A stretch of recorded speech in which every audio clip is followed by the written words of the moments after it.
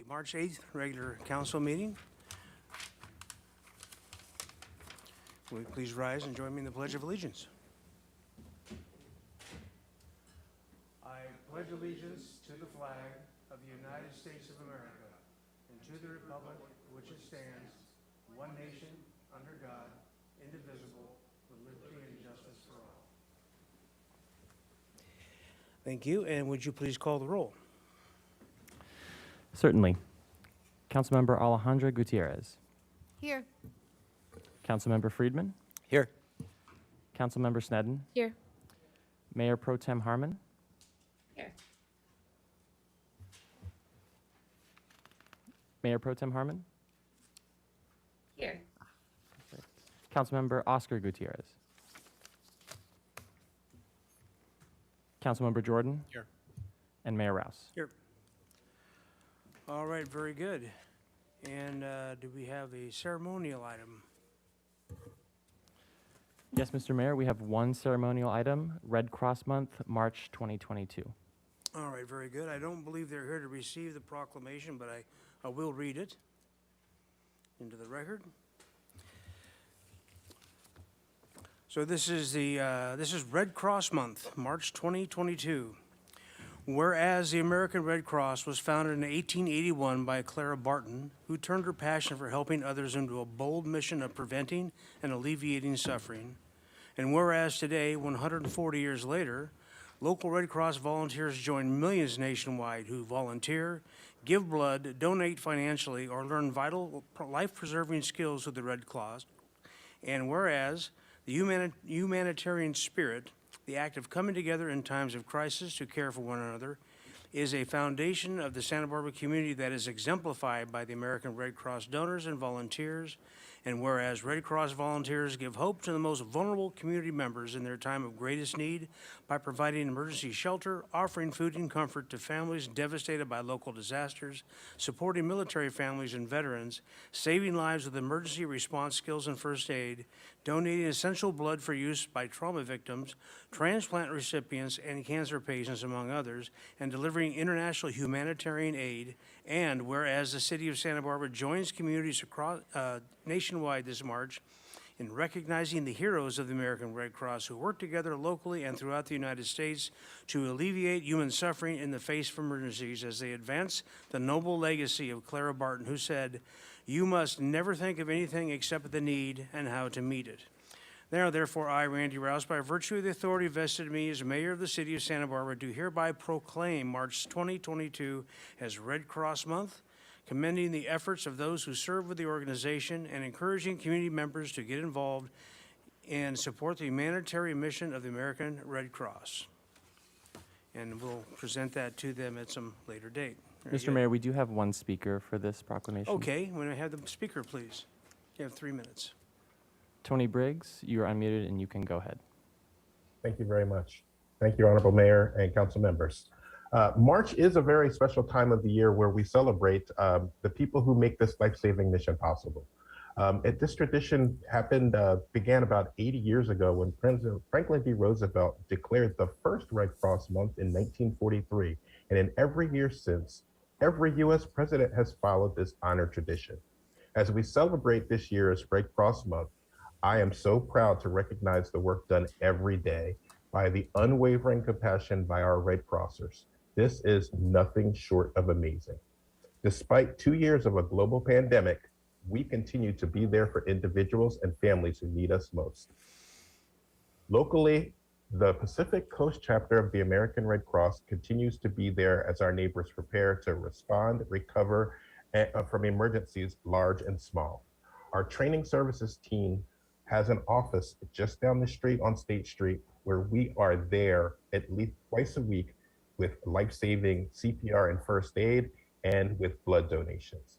So as we thank you for representing the American Red Cross and celebrating Red Cross Month, we are very thankful that you are partners, and we know that when called upon, our Red Crossers are there to help our neighbors in need. Thank you for giving us the time and the honor, and thank you for honoring the work and the commitment of the American Red Cross. Thank you very much. Mr. Clerk, are there further speakers? There are no further speakers, Mr. Mayor. Very good, thank you. Madam Administrator, any changes to the agenda? No changes to the agenda, Mayor Ross. Okay, very good. And then we'll go to general public comment. We have 3 minutes per speaker on items that are not on the current agenda and that are within the purview of this body. Do we have any members for public comment? Mr. Mayor, we have 2 hands raised. Okay, very good. May I have the first speaker, please? Yes, so we'll have Anna Marie Gott and then Beeb Longstreet. Anna Marie Gott, you are unmuted and you can go ahead. Good afternoon, council members. Last week I sent you an email. It was about 812 Garden Street. It's a large office building that is now going to be turned into a hotel. Well, actually, it's going to be turned into a bevy of short-term vacation rentals. So it's going to actually look like an apartment in every single unit because they're all going to have kitchens. And we have a situation where an office building that used to be used, I don't know, 8, maybe 10 hours a day, is now going to be turned into 24/7 a hotel for people that are going to drive to Santa Barbara, and we're not ensuring that there is enough parking on site. So right now, it needs a minimum of 32 parking places. That is just for the bedrooms. Doesn't even talk about guests. And there are only 23 parking places that are going to be available. But more importantly, we're intensifying the use of this commercial space because it used to be an office building. Now it's going to be, a bevy of short-term vacation rentals for people that don't live here when our number one need in the city of Santa Barbara is housing. But the city is actually really promoting the development of more hotels or short-term vacation rentals because it is I can't even think of the moment, prioritizing that use over housing when we're talking about adaptive reuse for buildings. Why are we continuing to allow hotels and short-term vacation rentals to be developed when we need housing? The commercial buildings that are already standing, if they want to be developed into hotels or short-term vacation rentals, we need to put a stop to it, period. We need an ordinance that temporarily prohibits that conversion until we can get our housing under control and actually develop more housing units. We could have had 30 new housing units for residents, but instead we've got more hotel space, which is something that we don't need, and we have inadequate parking places. More importantly, I just want to know, didn't this project need a CEQA, a finding? From what I can understand, it has not received any vote by a body to determine that it was exempt from CEQA or that it met the CEQA requirements. All right, thank you. Thank you. May I have the next speaker, please? Yes, Mr. Mayor, we have BB Longstreet. BB Longstreet, you are unmuted and can go ahead.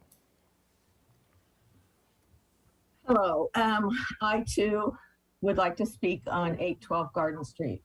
I'm the executive director of Laguna Cottages for Seniors, which is the neighbor on 2 sides of that piece of property.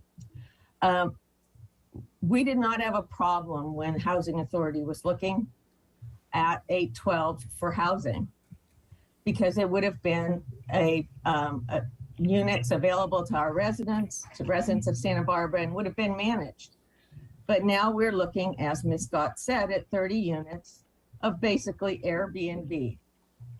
I understand that they have the right under their zoning to convert, but this is not a hotel. The plans say there will be no reception area and it will be automated check-in. The California Code of Regulations, Section 42, which we as an apartment building operate under, we have a resident manager on site because we are over 16 units. Also cites that any apartment building over 12 units must have on-site management. So how is this going forward, and who enforces the lack of management on site? This will greatly impact 58 seniors that live right next door. I assume it will impact Laguna Cottages, as our resident manager will be dealing with issues. Parking is of great concern. It has the underground parking with a single lane entry and exit that is goes up a hill, and there requires someone to back either in or out if they meet oncoming traffic. So we have some issues with this that go beyond their right as a zoning, for zoning. And we would like to see it addressed in that fashion. Housing Authority was unable to convert it to housing because of the floodplain, but maybe another organization can take it on, because what we need in our community is housing to meet our imbalance. So I hope that the city will be able to look at some ways to contain this development, make it less impactful to the neighbors who are around it. The noticing was not great.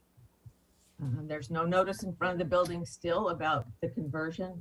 And I've gotten calls from other neighbors who have heard about this. So I think we need to deal with what our needs are in Santa Barbara and find a way to make sure that we don't put in an unmanaged hotel. Thank you. Thank you. Mr. Clerk, do we have any further public speakers? No, Mr. Mayor. Okay, very good. We'll move on to the consent calendar. Do you have items to read? I do. Item 3, adoption of an ordinance approving the 2019 to 2022 Firefighters Association Bargaining Unit Memorandum of Understanding, that council adopt the Memorandum of Understanding between the city and the Santa Barbara Firefighters Association by reading of title only, an ordinance of the Council of the City of Santa Barbara adopting the 2019 to 2022 Memorandum of Understanding between the City of Santa Barbara and the Santa Barbara City Firefighters Association. Item 4, adoption of an ordinance amending the municipal code to regulate sidewalk bending, that council adopt by reading of title only an ordinance of the Council of the City of Santa Barbara amending Title 9 of the Santa Barbara Municipal Code by the addition of Chapter 9.49 to regulate sidewalk bending in accordance with state law. Item 5, introduction of an ordinance for a proposed lease agreement with Channel Islands Outfitters, Inc., doing business as Paddle Sports of Santa Barbara, located at 117B Harbor Way, that council introduce and subsequently adopt by reading of title only an ordinance of the Council of the City of Santa Barbara approving and authorizing the waterfront director to execute a 5-year lease agreement with one 5-year option with Channel Islands Outfitters, Inc., doing business as Paddle Sports of Santa Barbara for the 956 square foot retail store at 117B Harbor Way, commencing upon the effective date of the enabling ordinance.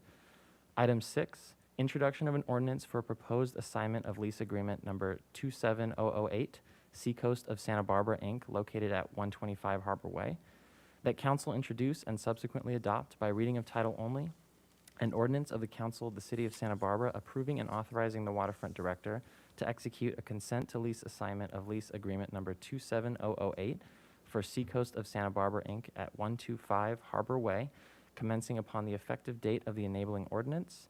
Item 7, adoption of a resolution continuing teleconferencing of city meetings during the ongoing COVID-19 state of emergency, that council adopt by reading of title only a resolution of the Council of the City of Santa Barbara directing that meetings of the City Council and city boards and commissions continue to be held by teleconference as authorized by Government Code 54953E1C to protect against imminent risks to the health or safety of attendees.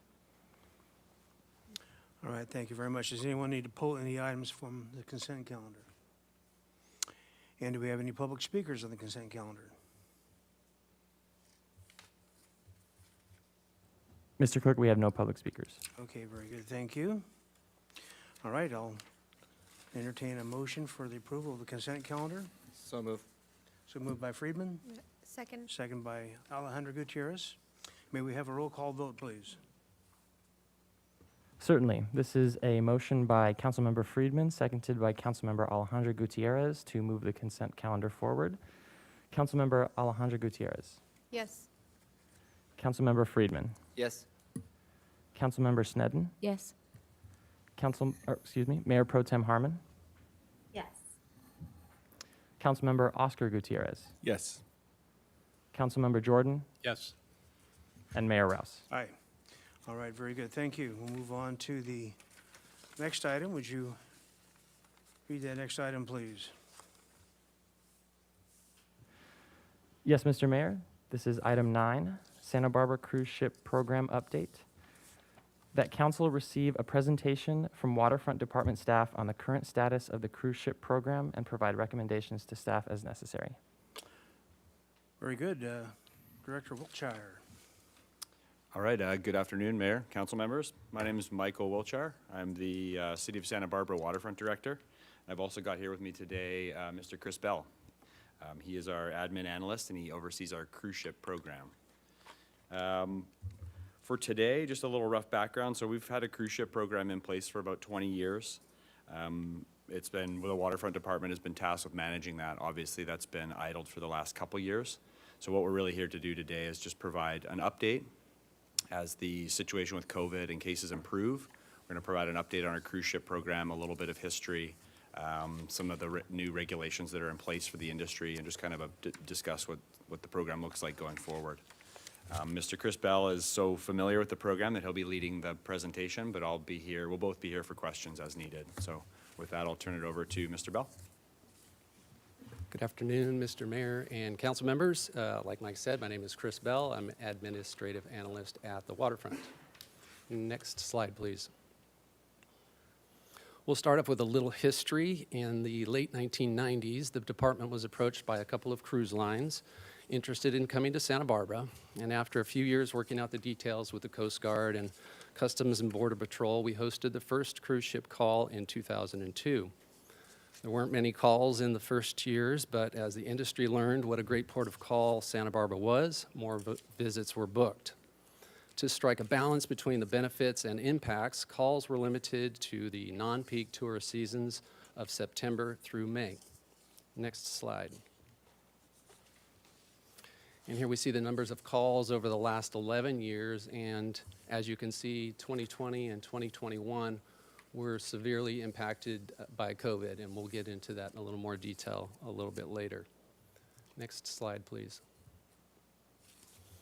So the majority of our calls are from two cruise lines. That's Princess and Holland America.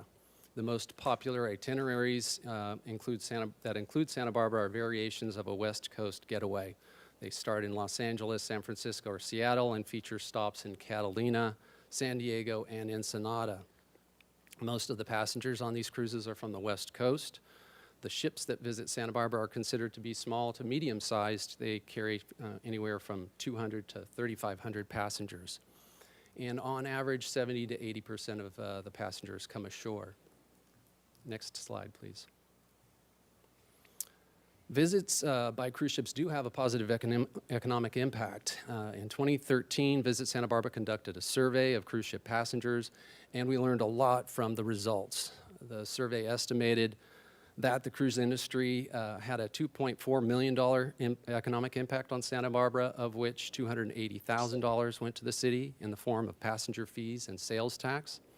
The survey also noted that 41% of the passengers who had never been to Santa Barbara before said they were likely to return within 24 months, which could lead to an additional $6.3 million in direct visitor spending. Next slide, please. Okay, so how does it all work?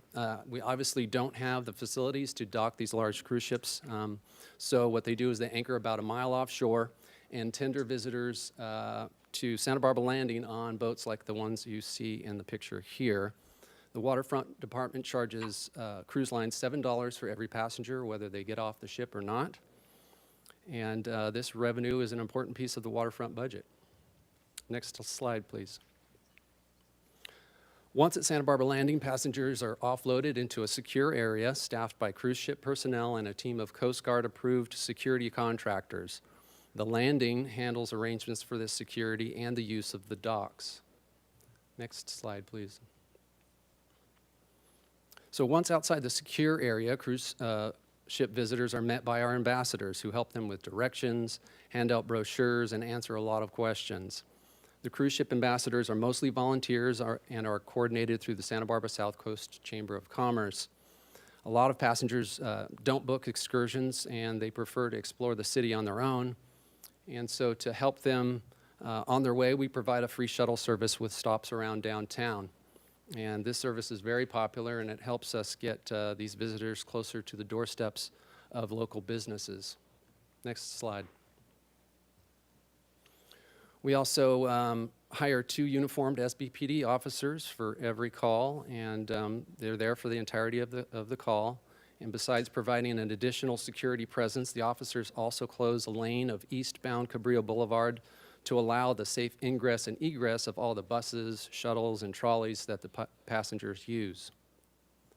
Next slide, please.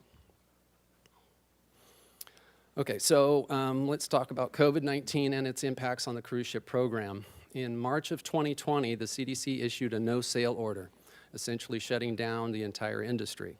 In October of 2020, the no-sail order was replaced by a conditional sailing order that laid out a pathway for the resumption of cruising. The conditional sail order became voluntary this January 15th, and I'll go into that a little more detail later. On the next slides, but it's important to note that even though the CDC has allowed cruising for over a year, the Waterfront Department has canceled all cruise calls during that time out of an abundance of caution. Next slide, please. As I said, the conditional sailing order became voluntary on January 15th, 2022, and is now known as the CDC COVID-19 program for cruise ships. And key requirements of this program are vaccination and testing. To sail, ships are required to have a minimum of 95% passengers and crew fully vaccinated, and a negative test prior to embarkation is also required. The program also calls for formal agreements between the cruise lines and the ports they visit that commits the cruise lines to manage serious COVID outbreaks in their home port cities. Next slide, please. So in regards to those agreements, we've been in constant contact with our public health department during the pandemic, and they, along with the health authorities of other ports of call in California, indicated it is safe to resume cruise ship operations if and when the following requirements are met. The cruise lines must opt into the CDC's COVID-19 program for cruise ships. Every ship must qualify as highly vaccinated, which means greater than 95% of passengers and crew are fully vaccinated. And all passengers wishing to come ashore in Santa Barbara who are not fully vaccinated will need to receive a negative COVID test within 1 day of coming ashore. And we will have every cruise line with ships coming to Santa Barbara sign this memorandum of agreement. Next slide. All right, so a little bit about cruise ships and the environment. The waste streams of cruise ships are regulated by a number of laws, regulations, and standards, and enforced by an equally large number of entities, which includes the EPA and the International Maritime Organization. Next slide. The good news is these regulations are getting stricter. And here's an example where the new standards for sulfur content in the fuel the cruise ships use reduces sulfur oxide emissions by 77%. And that just went into effect in 2020. So most of the cruise ships we saw weren't affected by this yet.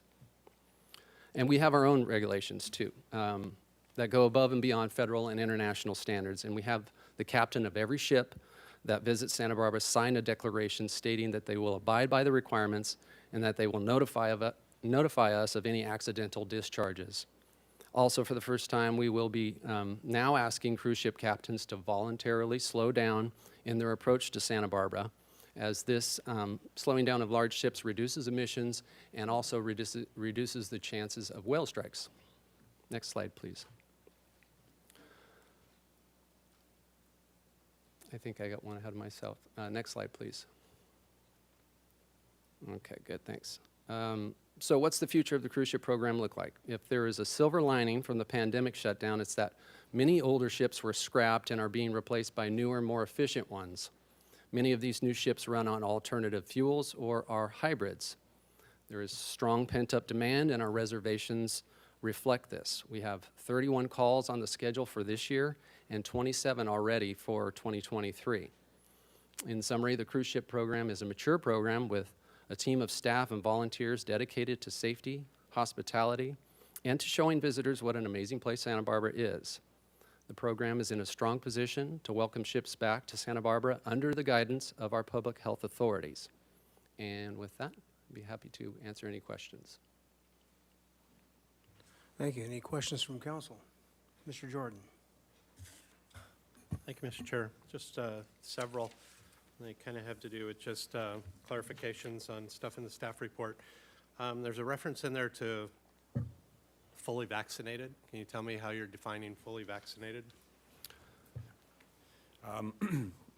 Mayor Rouse, Councilmember Jordan, we take the CDC's definition of fully vaccinated, which is someone who has received or is up to date on both shots of their COVID-19 vaccines, but not necessarily boosted. Okay. And then there's a timeline in there on having a negative COVID test within 48 hours of embarkation. So embarkation is somewhere else, right? Yeah, correct. So that would be before you travel. So before you were to start your cruise, you would have to produce a negative COVID test prior to boarding the ship. And then there is that additional requirement that we are requiring as a port, that if there were unvaccinated passengers, they would have to test on board the ship 24 hours prior to coming to Santa Barbara specifically. So 2 questions on that. So what's the time between embarkation and arrival and debarkation in Santa Barbara? Yeah, good question. That varies, and Mr. Bell could answer this probably a little more clearly, but it really depends where the ship starts. Yep. Some of them were their first stop, some of them were not, and so that's why we had this additional layer of testing requirements. Okay. So that if somebody had been on the ship longer than that 2 days, they would additionally have to test prior to coming to Santa Barbara. And then the tests that you're requiring within 24 hours of coming ashore, what type of test is that? Per Santa Barbara County Health and Dr. Ansor's recommendation, they prefer the rapid antigen test on the Okay. ship. And then I was looking for, I had the fourth question. There was one other thing in there. You mentioned a signed MOU, and I can't find it now. It's either on a slide or thing, but the language seems to indicate that you got a signed MOU with the county. I'm thinking that's not really what it means, right? Is a signed MOU with the cruise line people? No, Councilmember Jordan, the CDC has required that cruise lines form an agreement or an MOA with local health authorities, Okay. port cities, and the cruise lines themselves. So this is an MOA between ourselves, the Waterfront Department, County Health, that will be signed by Dr. Ansorg, and each of the cruise lines that serve us. And so it's the argument or point could be made, we've long done that, a similar type thing with environmental concerns, and we're also doing that locally with health concerns. Yeah, correct, Councilman Jordan. We've had a captain's declaration in place, which is mainly for environmental concerns, which is an agreement between us and the cruise lines, and this new layer would be exactly that, something for our health concerns. And it is sufficiently, I guess, more serious in its violation if you didn't have that, right? I'm assuming that's why we have, I'm assuming that's the history of the environmental one, is that it adds an additional layer of enforcement or seriousness to a violation. Same, is that a like analogy to having that MOA also for the health protocols?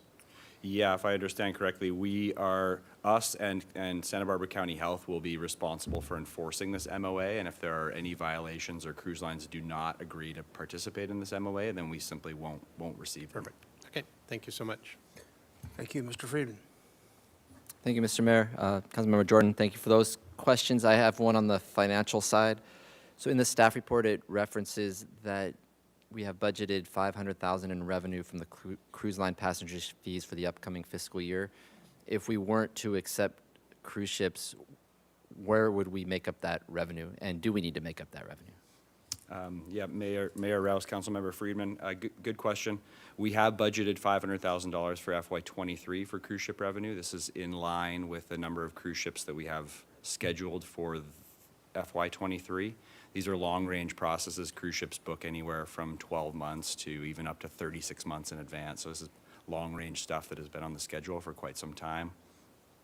Really, at the waterfront, our only levers for revenue are revenue that we receive from slip fees, so slip-related revenues, and parking. We also receive tenant revenues, but those are usually locked up in longer-term leases, so we don't have a lot of room to move on those.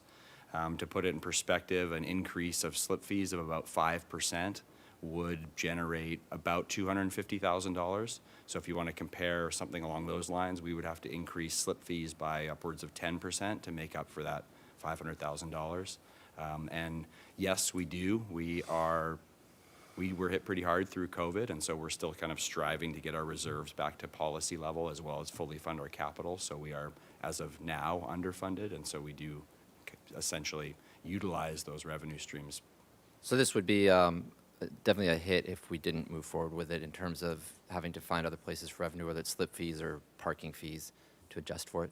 Yeah, that's correct. It has been a hit, rightfully so. It was the right decision to cancel these ships. We've canceled 45 visits over the last 2 years, so we're already digging out of a pretty large hole, and so the revenue stream is obviously been a part of our budget, and would, if it were to go away, we would have to make some major adjustments. And then last question, you referenced that 70 to 80% of passengers come into Santa Barbara, so that remaining 20 to 30%, we still get a per person manifest on that, correct? That's correct, Councilmember Freeman. We're provided with a manifest for all the ships or all the passengers on board the ship, and we receive our fees from that manifest, regardless of if they get off the ship or not. Thank you. Thank you. Ms. Harmon. Thank you, Mr. Mayor. Just two quick follow-ups. On the testing of travelers who disembark here, it's just those who are unvaccinated, or all travelers? And if it's just unvaccinated, was any thought given to having everyone test before they got off the boat? Was that a negotiated point? I'm just wondering if you could give me a little bit of color on that. Mayor Rouse, Councilmember Harmon, we really leaned on Santa Barbara County Health's direction on that, and so the cruise lines themselves test their passengers prior to embarkation, but it was Santa Barbara County Health's recommendation to test those who were unvaccinated on the ship. And so our county health department met with a number of county health departments, Port City County health departments throughout California, and this was where they landed. So we were kind of simply following their lead on it. Great, thank you. And my last question, I think in terms of us being sure that over time that this decision remains safe for our residents to allow these ships in, it would be helpful to know the extent to which any of these guests tested positive for COVID in some period of time directly after they were here. You don't always test positive, if my understanding of the science is correct, when you can transmit the virus. So I'm wondering if there's an understanding between us and the cruise ship operators that to the extent any of the travelers test positive after leaving Santa Barbara, but while still on the boat, they'll inform us so that at least we can have that data. Is that something that we can expect from them, or perhaps something we can ask them for, potentially, just so we can keep track of sort of what's happening and keep an eye on the trends for ourselves? Mayor Rouse, Councilmember Harmon, there are cruise lines that do have that sort of tracking in place, but not all of them. So that wasn't ever part of the CDC's program. So it really varies. Okay. Well, to the extent that we can get that information, I think it would probably be very helpful, at least for me, in understanding the impacts and trends. Thank you, Mr. Mayor. All right, very good. I had one question myself about going back to the shuttles. And of course, the old shuttle routes after cruise ships used to go up State Street. What is the planned route this time for excursions going into town and getting people in town? Are we going to use the safety lane to take the shuttle up, or are we going to go on one of the side streets, or has that been determined yet? Mayor Rouse, yeah, we're in negotiations on that contract now. MTD not having a downtown shuttle or a waterfront shuttle, they're not able to bid on a contract like that. The beauty of it is that we can customize the route. We have been informed that we can utilize MTD stops for it if necessary, but it's probably going to have shorter routes. And previously, MTD shuttles, even though we paid for them as a booster service, had to allow anybody from the public on and off. So that really slowed down the process, especially on, when there's busier days. So we're going to work with the contractor, customizing that and making sure we have a pretty good turnaround, a quick turnaround to be able to get people out. So, we're going to loop them through downtown, some of the more popular spots, and then get them back quickly. All right, very good. Thank you. Are there any further questions from council? So this was an informational item. Recommendations are part of the action, but I don't think it requires a vote per se. Or does anybody have a comment or recommendation for staff? Or is any public comment on this issue? Thank you, Mike. Mr. Mayor, we have 2 speakers for public comment. Okay, Excuse me. very good. 3 minutes per speaker. May we have the first speaker, please? Yes. Kathy Janega Dykes, you are unmuted and can go ahead.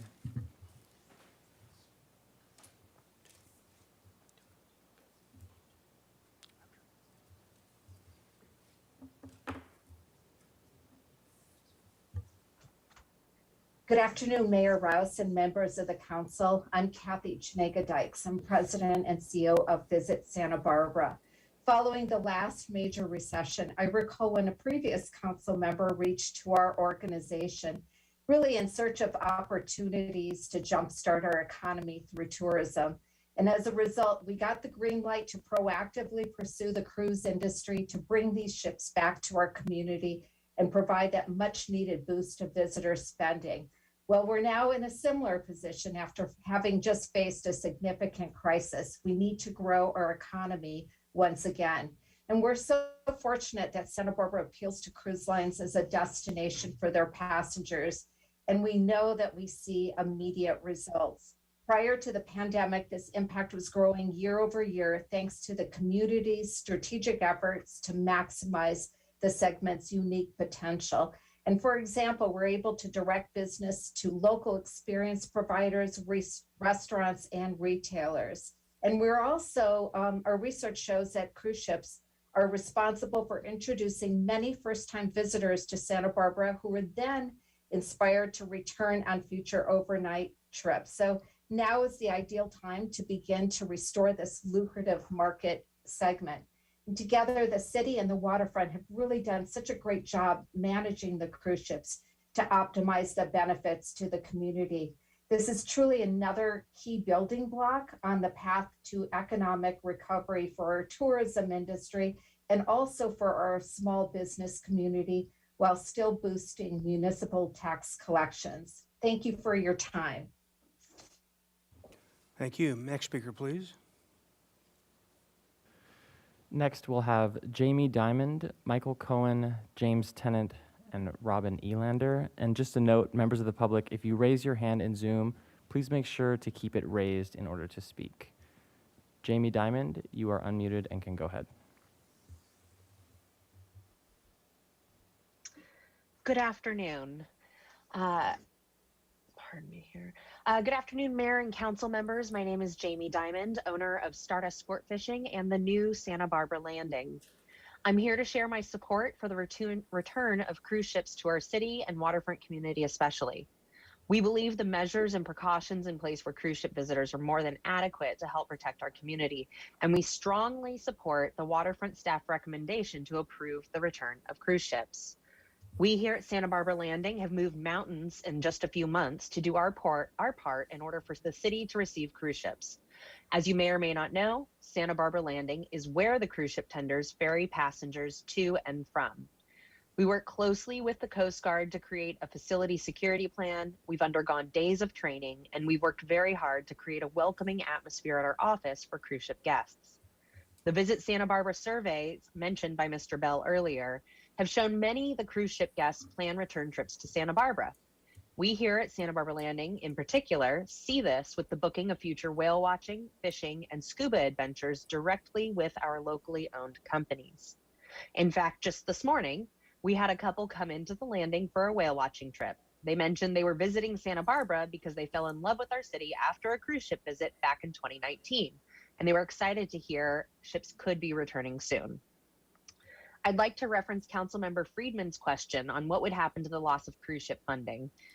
It would have a direct negative impact on the waterfront community in the form of increased slip fees, additional lost revenue to the waterfront in the form of reduced percentage rents from our businesses here, but more importantly, increased parking fees, which directly impact ocean access, especially to disadvantaged communities. For example, last year, the parking validation program, which we were allowed to offer guests who used our businesses, was discontinued due to the loss of revenue from the pandemic to the waterfront in the previous year. I don't want to belabor the point or take up more of your time, just to ask you, please allow the return of cruise ships to Santa Barbara. Thank you. Thank you. And for this item, if you want to raise your hand to speak, we'll stop taking new speakers at 10 minutes of. So 10 more minutes to raise your hands. Next speaker, please. Next speaker is Michael Cohen. Oh, excuse me. Michael Cohen, you're unmuted. It can go ahead. Hello, City Council. I'm Michael Cohen with Santa Barbara Adventure Company. We have 3 brands. Local tour operator, we run Santa Barbara Adventure Company, where we do team building programs, Channel Islands Adventure Company, where we're taking people to the national park, doing sea cave tours, and we also have a brand, Santa Barbara Wine Country Tours. So I'm here to just really advocate on behalf of the cruise ship industry to allow them to come back. I feel it's really clear that we've done the safety mitigation on the landing. COVID is on the decline, and although no one can see the future, I am optimistic that we will have an incredible tourism season this year. You know, it's such an important economic generator. We've seen over and over that those cruise ships coming in, again, as Kathy said so eloquently, you know, those people come back and they see our beautiful city. A lot of them embarking out of Los Angeles or Long Beach, so they know our city and they are really happy to come back. As a small tour operator, you know, we are job providers in Santa Barbara. If anybody on City Council wants a weekend job kayaking at the Channel Islands, let me know, because we cannot I cannot advocate enough for the economic impact it has for supplying good jobs to keep tourism strong in our area. So the cruise ships, they directly benefit small operators like me on all of the different excursions. They benefit the shops along State Street, and they also introduce people to Santa Barbara. So there's really a lot of positives. I also want to remind everyone here that our beloved Channel Keeper, the nonprofit, is spending their time gently reminding the cruise ships about dumping. And we have the agreements and compacts about dumping in the region, and they have been very responsive to that.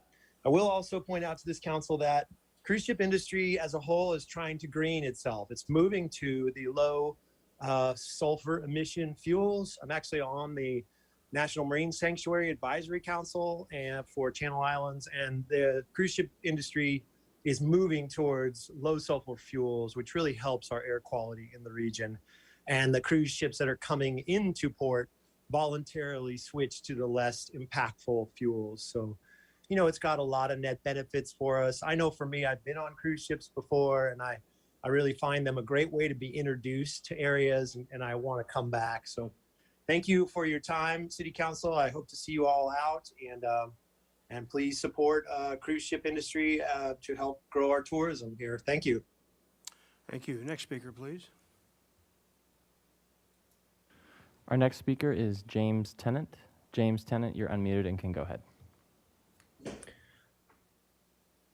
Hi, thank you for your time. My name is James Tennant. I'm new owner of Santa Barbara Landing down in the harbor, and also have owned Dive Santa Barbara, which has been in business in the Santa Barbara harbor for over 30 years now. We offer diving, retail, rental, instruction, as well as kayak rentals down in the harbor area.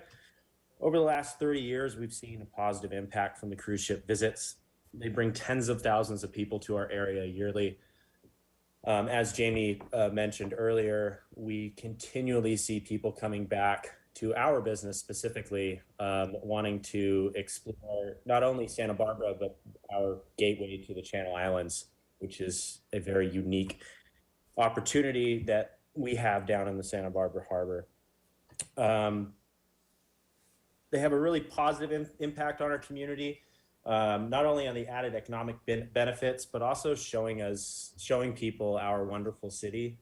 I kind of liken our cruise ship visits to having a giant billboard saying, "Come visit Santa Barbara." Many people come back, as has been shown in the data put forth by the Waterfront Department. And one of the biggest added benefits that we see as a business from these cruise ships is that they usually come during non-peak times of our tourism industry. So owning a tourism-based business, we see little bumps throughout the year that we would otherwise miss out on and have missed out on for coming up on 2 years now. Coming out of this COVID crisis, it would be a much needed bump to our local community and our local business owners, which provide local jobs and opportunity for the local area. That's all I have for the time. Thank you, Mr. Mayor and council members, for your time. Thank you. Next speaker, please. Our next speaker is Robin Elander. Robin Elander, you are unmuted and can go ahead. Mayor, council members, waterfront staff, and wonderful colleagues in the tourism industry on the call. My name is Robin Elander, Executive Director for the Downtown Organization of Santa Barbara. Our organization promotes and supports over 1,400 businesses in the downtown commercial district. The Downtown Organization has been involved in providing staff, volunteers, and marketing materials for the Ambassador Program, promoting the cruise ships, sharing work shifts with the Santa Barbara Chamber as part of the welcoming program for years past. We are excited about the ships returning, as well as happy to hear about the various safety precautions that are being implemented to support the guests as well as our residents. The return of the cruise ship program comes at a very good time to support businesses with economic recovery. 200 to 3,500 visitors into our downtown is significant and will be especially helpful for weekday revenue generation for businesses that has not come back as strongly as the weekends. Although I wasn't in my position at the time, the Downtown Organization staff and board has shared that this program has been of significant benefit to many of our downtown businesses, getting visitors directly to our local businesses' doors. Our team staff and volunteers have been able to answer questions, share downtown maps, flyers, and other materials about our boutiques, restaurants, wineries, breweries, activities, and so much more directly with cruise ship visitors. We are looking forward to collaboratively supporting this program and welcoming these visitors to our community. Thank you. Looking forward to this. Thank you. Next speaker, please. And our next speaker is Michael Nelson. Michael Nelson, you're unmuted. It can go ahead.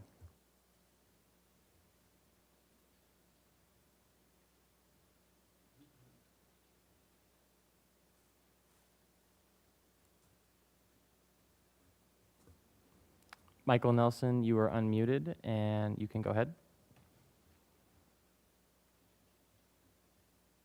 Mayor Rouse, members of the City Council, my name is Michael Nelson. I am a Harbor Commissioner, and I have been asked by the Commission to speak on behalf of the Waterfront Department's cruise ship program. We believe, based on the presentation that we received, that working with the local health department and the CDC, we can safely reopen our port to cruise ships. We were particularly impressed with the partnership that exists between the Chamber of Commerce, local business, and municipal government. Santa Barbara's waterfront has always been a cornerstone and focal point of our tourism industry, and we believe that the program the Waterfront Department has put together is truly an important and one of the most important programs that we have to welcome folks to our waterfront. We appreciate any favorable consideration you can give to allowing the waterfront department to work with the local health department and reopen safely our cruise ship program. Thank you. Thank you. Next speaker, please. Mr. Mayor, there are no more speakers.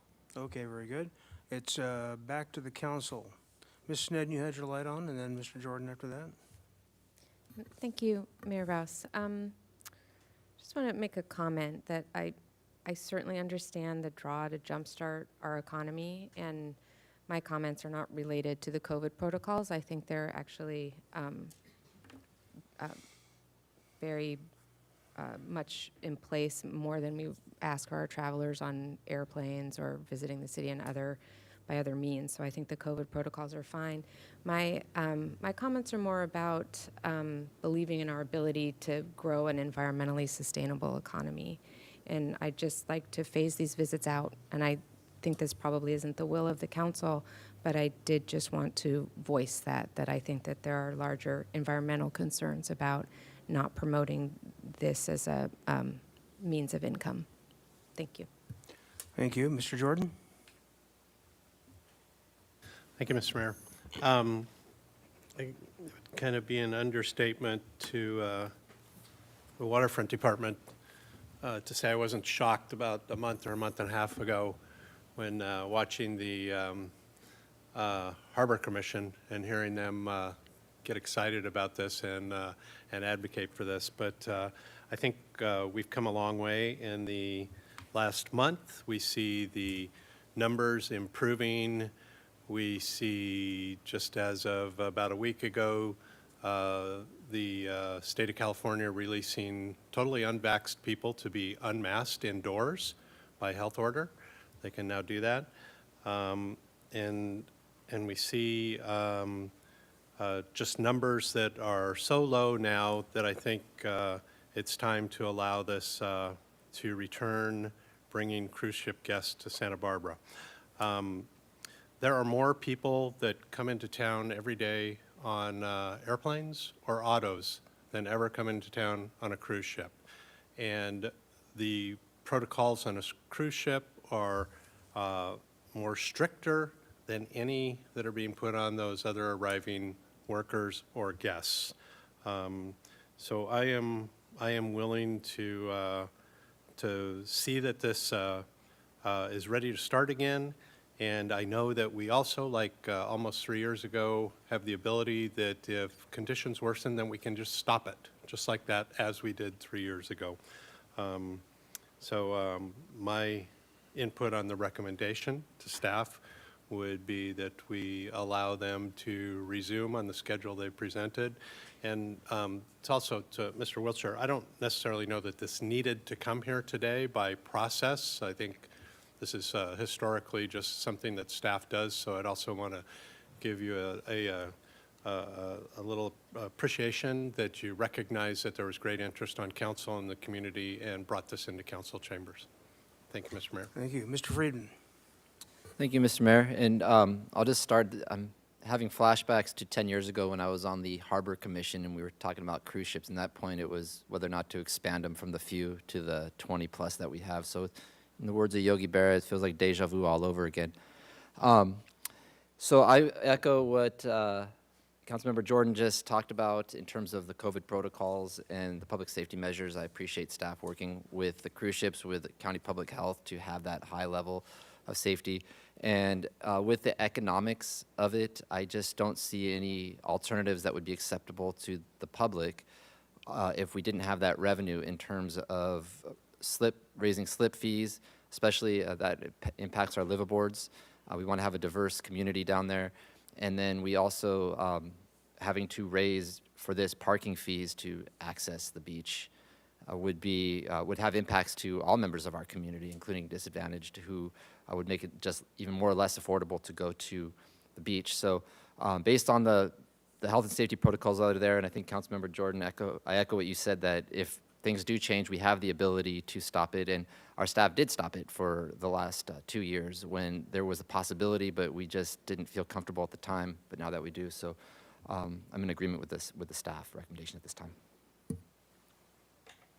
Thank you. I've just a couple of comments. I worked a number of years ago with the county health officers when norovirus was the issue and going aboard and testing and whatnot back then.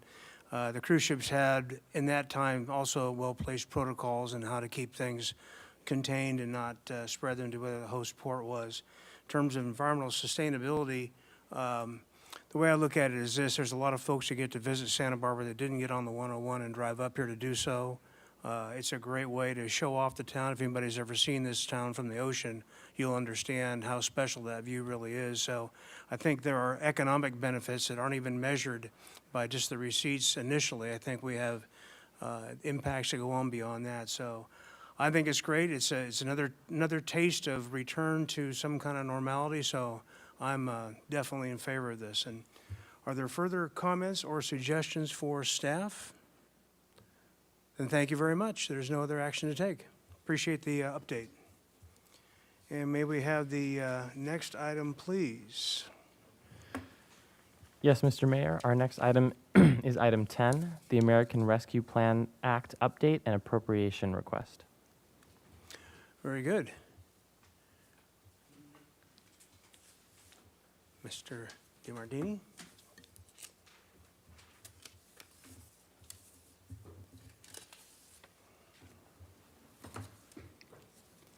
Good afternoon, Honorable Mayor, members of the City Council. My name is Keith DeMartini. I'm the city's finance director. It is my pleasure to present an overview presentation of the American Rescue Plan Act and the city's plan to implement it. Next slide, please.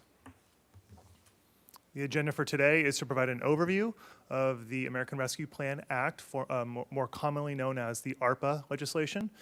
Provide you an overview of the state and local fiscal recovery funds, which is one component of the larger piece of legislation. Provide you with staff's and the Finance Committee's recommendations for the use of the second tranche of the ARPA funds. Provide our request to the City Council, and then take any questions, public comment, and discussion that you might have. Next slide, please. So the ARPA plan was signed into law by the President on March 11th of 2021. It followed the CARES Act, which was signed just the year prior in response to the many impacts to governments across all sectors and all levels due to COVID. The ARPA legislation was a $1.9 trillion stimulus and recovery piece of legislation. It provided because of the continued impacts to COVID. There was a specific component of the ARPA legislation that provided $350 billion to state and local governments, which is the program which the city of Santa Barbara is receiving funding. Next slide, please. So where is the ARPA money going? This pie chart right here is really complex because it is an incredibly expansive, far-reaching piece of legislation that provided stimulus money directly to individuals and businesses. It provided relief funding and economic recovery funding for revenue loss to local and state governments. It provided unemployment insurance, various tax credits, and a number of other programs which many people are still taking advantage of. Next slide, please.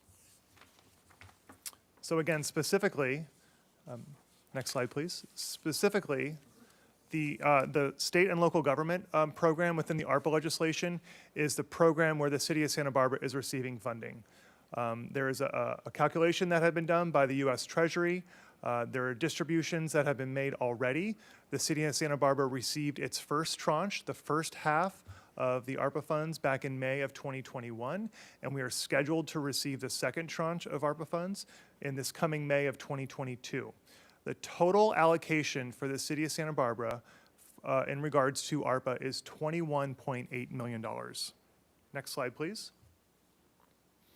This slide here summarizes the eligible uses of the ARPA funds. And as you can see, it crosses many different programs and disciplines and areas where the City Council does have some discretion as to how those funds can be allocated. Those funds can be used to fund public health initiatives. They can be used to address ongoing negative economic impacts related to COVID. It can be used for direct services to disproportionately impacted communities. Can be used to provide premium pay for essential workers and employees of the city. It can be used to implement infrastructure maintenance projects and improvements. And then finally, it can be used to provide revenue replacement so that the city can continue to provide services to the public. It's very expansive. Next slide, please. As I mentioned earlier, the City Council took action back in May of 2021 to allocate the first tranche of the ARPA funds directly to revenue replacement. That was $10.9 million, and that was done during the budget process back in May. In total, at the time that we took that item before the City Council, the citywide revenue loss projection directly related to COVID was approximately $30 million. $20 million of that was projected in the general fund, and the remaining $10 million was mostly projected in the downtown parking operation, as well as a number of other funds. As you can see, the total amount of ARPA funds that the city is allotted to receive does not equate to the total amount of revenue that we have already lost or are projected to continue to lose. So it falls short of that total amount. It's important to note that in last fiscal year, in fiscal year 21, there was a time where we had fully depleted our contingency reserves in the general fund, and we were also dipping into our disaster reserves. There was a time during the year that we were in that situation. So through fiscal discipline, through our budget process, through working with the Finance Committee, we implemented a number of measures, including expenditure reductions during the budget process, a targeted use of general fund reserves, and the first tranche of ARPA funds, allowing us to stabilize our general fund to continue to provide those services. Next slide, please. So as staff took on the effort to evaluate different options for how the second tranche of ARPA funds were to be used, we developed this framework for prioritization of those allocations. First and foremost, staff took the position that those funds should continue to go towards revenue loss, primarily in the general fund and downtown parking, so that we can continue to provide services to the public that we are already providing, to not deteriorate those any further. The second priority for the ARPA funds was to offset any additional costs that the city incurred directly related to COVID. Things like additional cleaning services, things like that, or additional wear and tear on city facilities and infrastructure. That was the second priority that staff determined, as well as any potential changes to the city's workforce. Next slide, please. So now I'm going to go through a series of slides which provides a summary of the individual requests for the second tranche of ARPA funds, shown on the left-hand side. It will show the amount of staff's recommendation for those funds. And last Tuesday, staff made this very similar presentation to the Finance Committee, and the far right column shows the Finance Committee's recommendation to the full City Council. So I'll go through these one by one fairly quickly here. The first three items are addressing additional wear and tear to 3 park and recreation spaces and facilities, the Plaza Del Mar bandshell renovation and access improvements, major turf and irrigation renewals of multiple city parks, and then also the Oak Park dance floor replacement. These facilities and infrastructure experienced much more wear and tear during COVID, with many members of the public enjoying outdoor activities to be safe, and so they require additional renovation. And as you can see here, the Finance Committee agreed with staff's recommendation on all 3 of these. The fourth item on this list is employee COVID testing.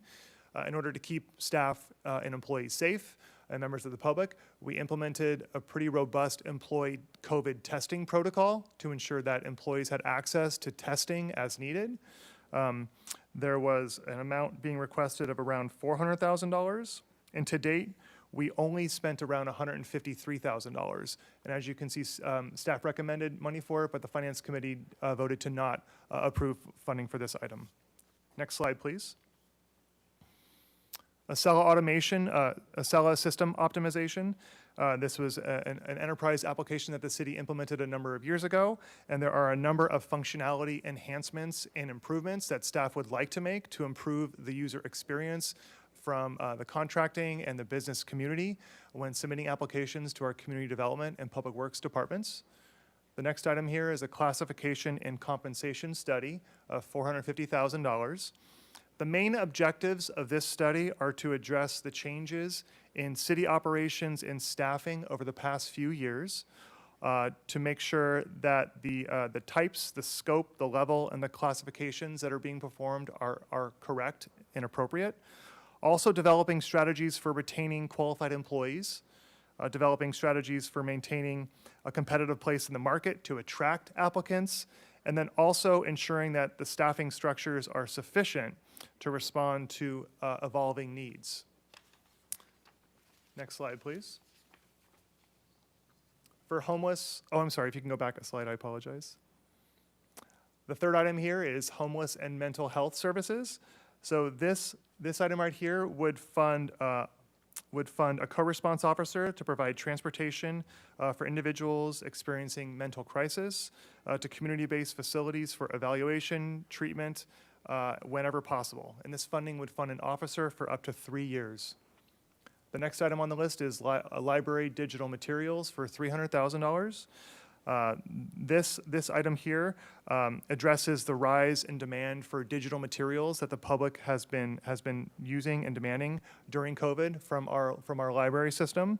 The amount of digital materials increased by around 37% compared to pre-COVID levels. So the demand is there, and the library would like additional funds to be able to provide those materials. The final item on this list would be a garage for the library mobile customer service delivery vehicles. This was a vehicle that was already been purchased as in use and is widely used by the public, but there is no space to house it. And so this item right here would be to build a garage so that it stays and is well maintained. You can see that the Finance Committee reduced staff's recommendation allocation from $1 million down to $250,000 and gave direction to staff to consider the use of Measure C funding for this in the upcoming fiscal year 2023 budget process. Next slide, please. First item on this slide is for broadband strategic planning for just over $60,000. The City Council took an action to approve of our participation in a countywide initiative for broadband strategic planning efforts back in November of 2021. And at that time, Council did give direction to staff to intend to use ARPA funding, and so that's why this item is on here as well. The second item on this table is to replenish lost revenue in the general fund. As I mentioned earlier, the city's general fund was initially projected to lose around $20 million of revenue directly related to COVID, and that number will likely increase as we move forward. So this number here would continue to provide essential services that the general fund provides. Staff was recommending an allocation of $3.4 million, but the Finance Committee did reduce that allocation down to just over $900,000. The second item here is to replenish lost revenue in the downtown parking fund. The downtown parking fund was the second most significantly impacted fund for the city related to COVID, with reduced parking demands and reduced revenue accordingly. That fund has significantly depleted their reserves in the recent years and is below the reserve policy targets. So this item right here would replenish a small portion of the revenues that the downtown parking fund lost during COVID. The final item on this list here is to replenish lost revenue in the downtown parking fund, but for a specific initiative that is currently underway to provide transitional housing under a countywide initiative. There are a number of parking spaces that will be used to implement this program, and so this item right here would replace the revenue directly lost due to those parking spaces that will not be available for commercial use. Next slide, please. Okay, there were additional items that staff brought before the Finance Committee last Tuesday for consideration in the Finance Committee. And here, this table right here and the next one provides a summary of those items as well. The first item is for additional homeless and mental health services I mentioned earlier, but this is funding for additional services. The second item here is for COVID cleaning protocols. There was a number of additional protocols that were put in place by staff to ensure that staff and members of the public remain safe by cleaning and disinfecting and putting up barriers and things like that. So this would reimburse the city for general fund and other funding sources that were already expended. The City Council took an action on February 1st to authorize staff to develop a scope of work for a potential rent control program. That action appropriated $200,000 of general fund reserves to be able to move forward with that. So this item listed here would be replacing the use of general fund reserves with ARPA funds. The fourth item on this list is for pandemic pay. City workers are disaster service workers who can be called upon in an emergency to assure the continuity of city operations. This was done during COVID and continues to be done through COVID. City staff have worked throughout the pandemic to provide critical public safety services, taking care of water and wastewater services, and ensuring the community has access to online reading and educational materials, among many other services. This item right here would provide a one-time payment, a one-time amount to current and other employees that work throughout the pandemic. And as you can see, the Finance Committee approved of an increase to staff's recommended amount of $1.5 million up to $2.25 million. The final item on this list is for the clean energy loan forgiveness to the general fund. As you might be aware, the general fund did loan the clean energy program, which is a new enterprise, some startup funding to get going. This item right here would be to forgive the next annual installment of that loan amount. As you can see, the Finance Committee did not approve of that amount, but did give direction to staff to consider delaying the payment a year in the upcoming fiscal year 2023 budget cycle. Next slide, please. The first item on this table is the State Street deep cleaning and lighting enhancement. This would provide additional quarterly deep cleaning and additional lighting enhancements to 10 blocks on State Street. It's important to note on this item that the updated amount for what it would cost to implement quarterly cleaning is actually much lower, from $1.25 million to actually, I believe it's $350,000, if I'm not mistaken. Yeah, to $350,000. There was a miscalculation on this amount. So what that does do is it frees up $900,000 for the City Council to allocate to other programs. Staff would like to recommend that the City Council consider allocating $153,000 of this money to the employee COVID testing services, which was an item on a prior table, because those are expenses that were already incurred. We already incurred those expenses and have paid for it. And then the remaining $747,000, staff is recommending that that be allocated to revenue loss in the downtown parking fund. Again, downtown parking had a significant amount of revenue loss, and so staff would like to make that recommendation to the City Council. The next item on this list is for the State Street master planning effort. Additional funding is going to be required to continue with that very complex planning process, and staff is recommending an additional $300,000 to continue to proceed with that effort.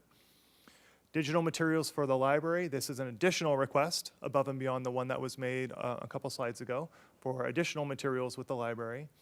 And then finally, as I mentioned earlier, there will be continued revenue loss and has been in the general fund in future fiscal years. Again, we're looking at a structural budget deficit in the general fund in the next 3 fiscal years. And so this item was meant to address a continued revenue loss. Staff was recommending $3 million, and the Finance Committee chose to not move forward with that request. Next slide, please. There were 2 other initiatives that the Finance Committee wanted to consider at last Tuesday's meeting. The first item was for $50,000 for economic development initiatives to continue to encourage and attract and retain businesses downtown. The final item on this list was a request by the Finance Committee to open the library branches to 7 days a week. And that hasn't happened for a number of months. This would allow both branches to open. It would provide additional funding for additional staff to increase the hours of operation so that they can open 7 days a week. Next slide, please. So staff's recommendation to council is to accept the second American Rescue Plan Act recovery payment of $10,918,762, which is scheduled to be remitted in May of 2022. Appropriate $900,112 into the general fund and $1,483,189 into the downtown parking fund in fiscal year 2022 to replace a portion of the revenue that was lost directly related to COVID. And then finally, appropriate $8,535,461 to offset additional costs and address other impacts directly related to COVID in fiscal year 22. That concludes my presentation. I'd be happy to take any questions you might have. Thank you very much. Thank you. So we'll take questions from council. Let's make sure we don't get into deliberations in the questioning period here, because I'm sure we have public speakers. So we'll start out with Mr. Friedman. Actually, Mr. Mayor, I do have some comments, but it just sets the stage, so maybe I should wait until after public comment, or would you like me to That make would be some best. comments? Let's just do staff questions if we may right now, please. Ms. Sneddon. Thank you, Mayor Rouse, and thank you. This is very helpful, all of the detailed applications of funds, and the Finance Committee did a really amazing job there. I have a question about, a while back, we had asked for a child care needs assessment study, and just where that might be in the process. I've heard it's coming soon, and if those might be requests that might also be appropriate to be considered in this tranche. Mayor Rouse, Councilmember Sneddon, we have not received the study yet, although I understand it is going to be received fairly soon. Without seeing that and without knowing the recommendations, I really don't know whether that is appropriate to be included or not. However, an indirect way of making sure that there is money there is to provide revenue loss type funding as recommended, in that it would help, then it could be reappropriated. One of the things that we have really worked to do as a staff is look for one-time costs, because this is one-time money. And not knowing the recommendations of the child care, we don't yet know what costs that would be, nor whether it would be ongoing or one-time costs. Thank you, it's very helpful. And then I had a question about co-response. And this amount, the 650,000, did you say that was for one co-response staff member for 3 years?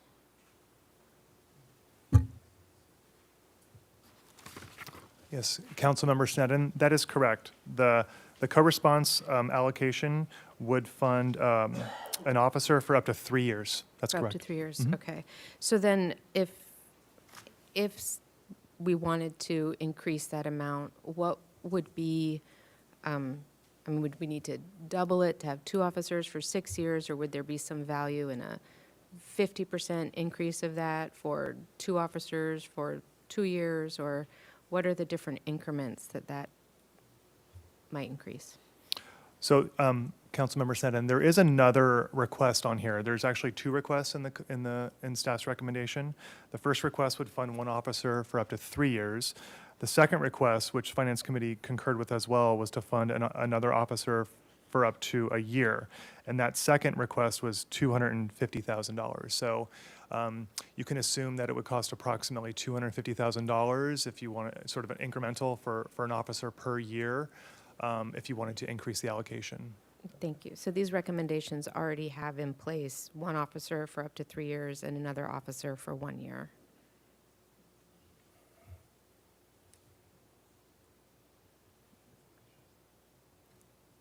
Yeah.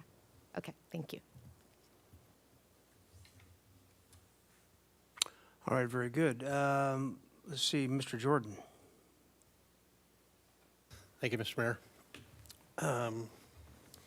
Mr. DiMartini, you talked about staff's efforts putting items in 2 priorities, but you put the subcategory column in there that references the applicable use categories, the 1 through 6 categories of the funds. And there's now 2 lists. There's the first list, there's the additional items list, there's the add-on items list. Where do I see what staff's priority 1 list was? Is that the first list? So Councilmember Jordan, on the slides that we presented, it does show staff's recommendation right next to the Finance Committee's recommendation. And so the staff's recommendation column is both the priority 1 and the priority 2 items. Okay. As presented, we did not list which one fell in staff's priority 1 or priority 2, but they do make up both priorities in totality. And then on the, I just have some items to talk about, ask questions about. I'll probably jump all around. The co-response requests, just the initial request for $650 for an officer for 3 years. That's just half the team, right? That's just the city's half the team, and it would have to be accompanied by a county be-well type of person. Is that right? Mayor Rouse, Councilmember Jordan, that's correct. And actually, you saw me conversing with Mr. DeMartini. I believe that second 250 was actually for the other half of that team rather than additional officer, but there's a little unclarity between us. And I believe the chief is here if he's available to come on and could help me clear that. We'll look to him if he has the answer. So you see where my question's going. Us agreeing to use funds just for an officer is not the entire team. And what happens if the county doesn't have the money, hard to believe, for the other part?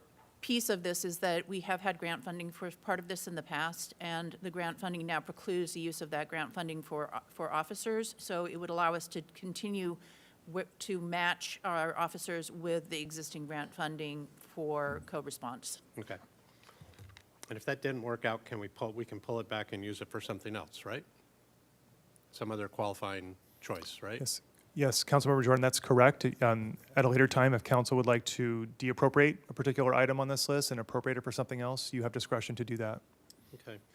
Then the original ask for $3.4 million to replenish lost revenue in the general fund, I'm kind of confused on what that really means, what that looks like. So is that money that we've spent but has an effect on an ongoing negative impact and we need to put that money back in there? Or is that money that we've spent and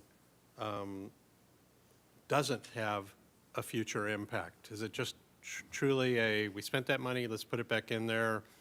And I guess my pathway in my mind would be, it came out of the reserves, we spent the money, we need to put it back in general fund, help bolster the reserves, because it all goes eventually into the same pot in the sky anyhow. Does that make sense? Yep.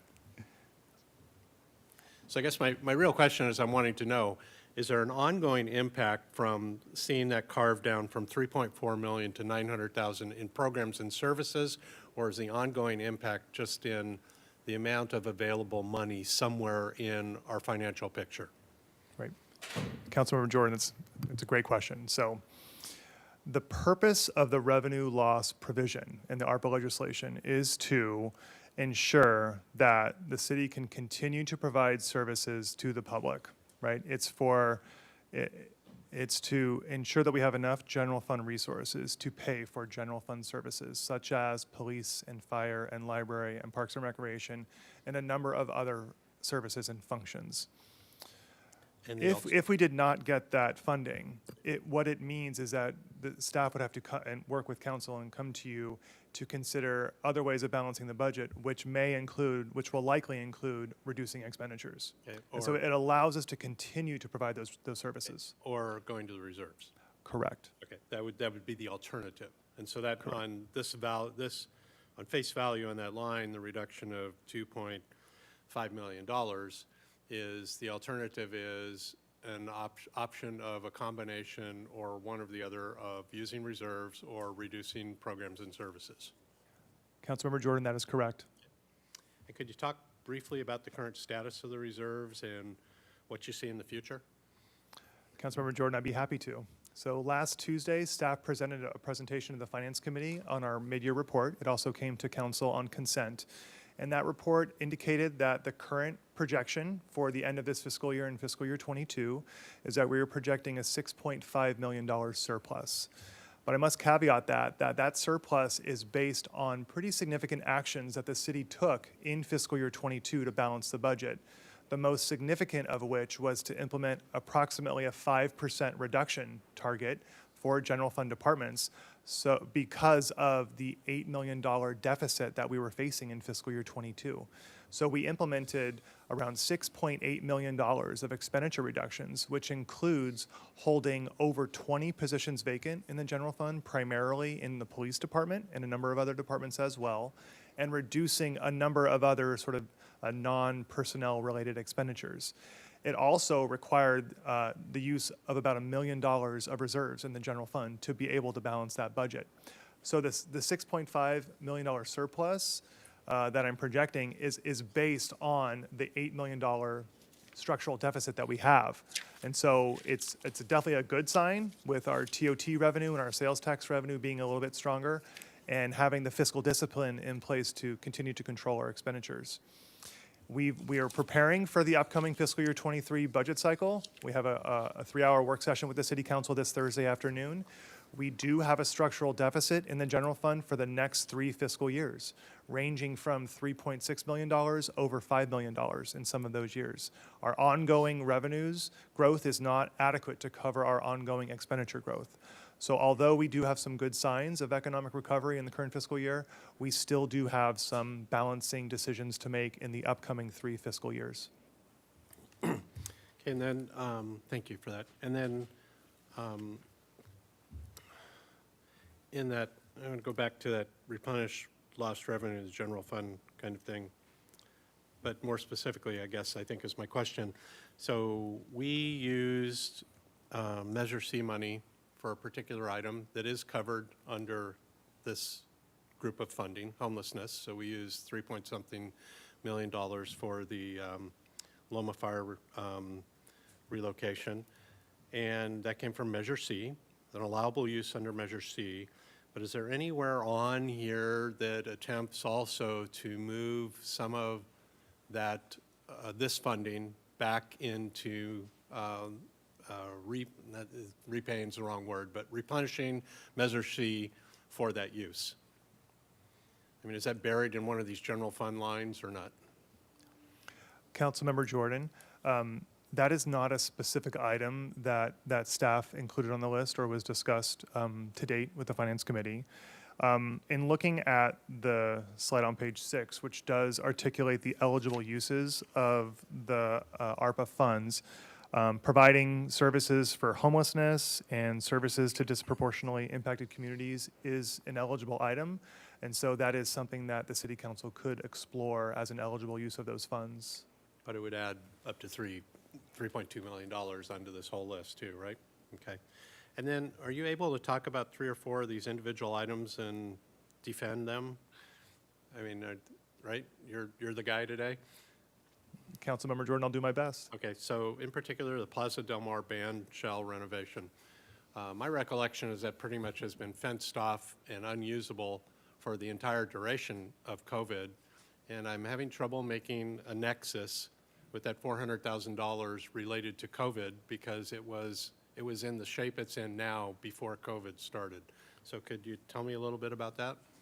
Mayor Rouse, Councilmember Jordan, I'm going to step in and take an attempt at that. And Jill Zachary is also likely here and can give a little more information. But the nexus is that during the pandemic, we saw much greater use of our outdoor spaces and much more demand for the types of facilities like the band shell, like the dance floor, like our playing fields.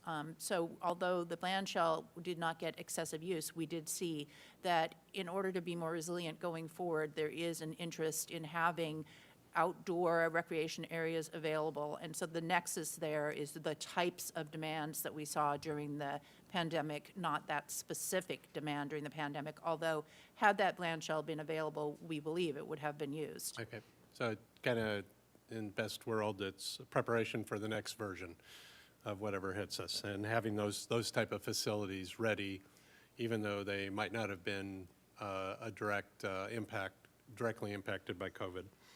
Okay, And then the garage for the mobile library vans. I know where the one parks. I think they're getting a second one because you'd walk right by it going up to the top floor of the parking level for our testing.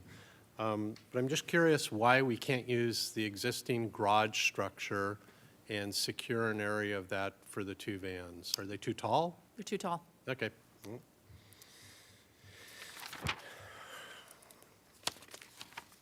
And I think that's